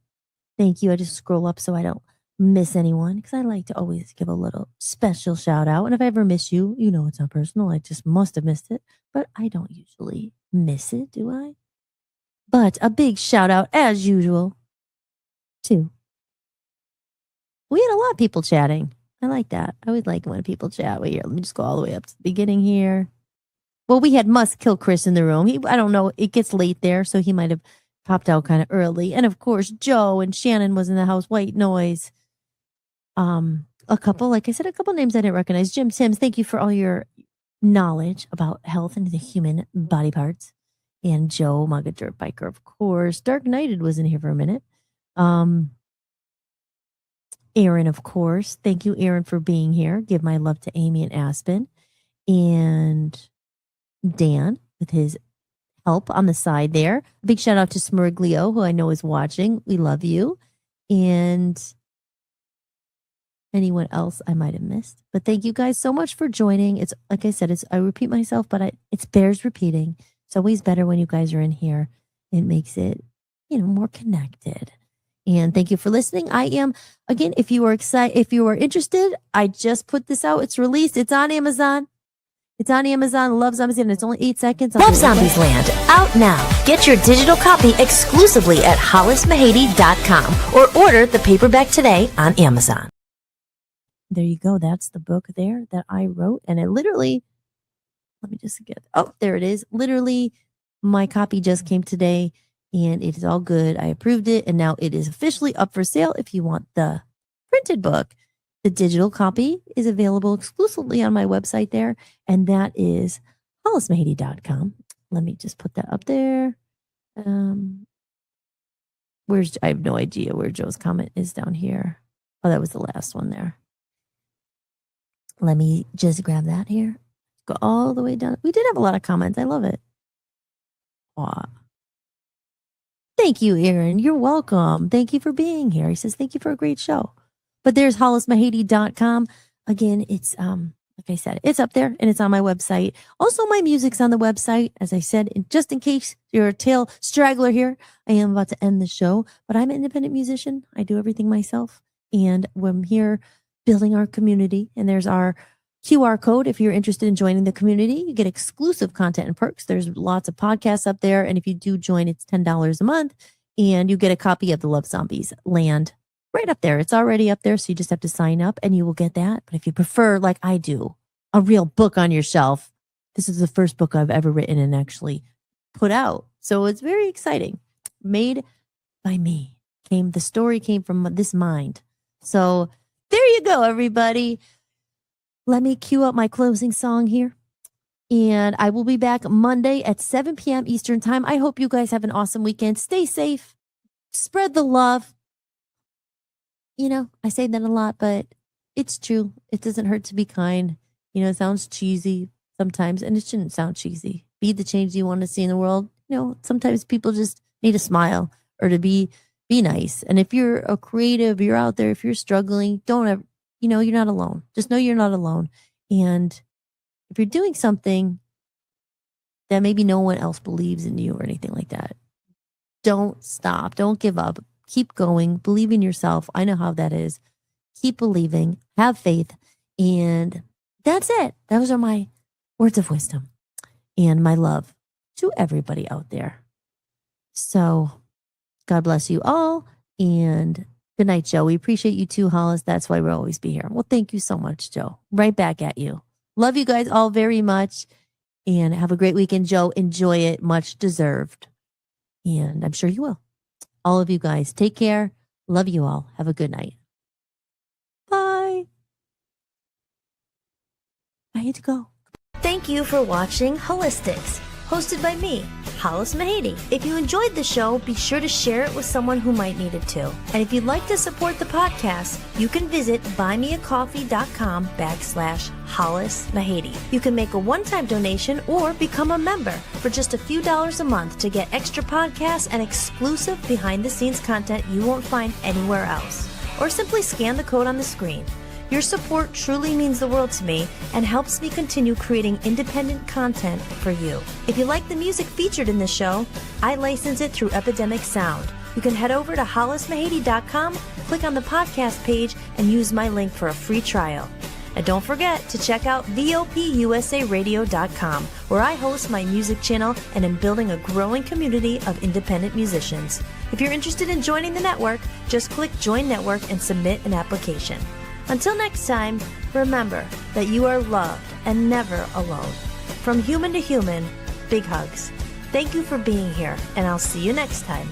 Enjoy the outro video. I love this song. Lights shining from the window late at night. I'm just watching someone else's life go by, wishing it was mine. Dreams, everybody has them at the start. Somewhere along the way they fall apart, and it makes it kind of hard to look up at the lights. When the lights go out, everything is clearer. When the lights go out, I can finally see what it's all about. Standing in the mirror when the lights go out, it's you looking back at me.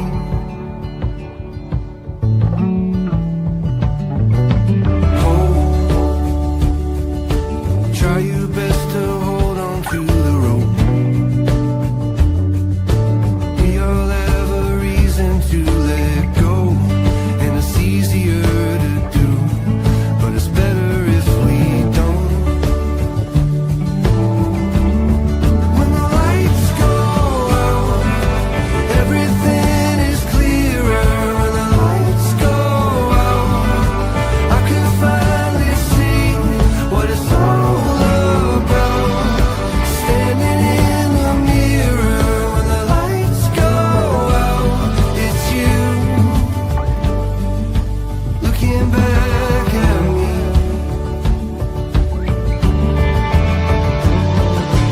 When you wish upon a star just to find out it's a plane. And when you think you've come so far, but you're standing still again, and you finally understand. When the lights go out, everything is clear.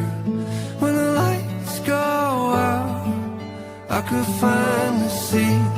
When the lights go out, everything is clearer. When the lights go out, I could finally see what it's all about. Standing in the mirror when the lights go out, it's you looking back at me.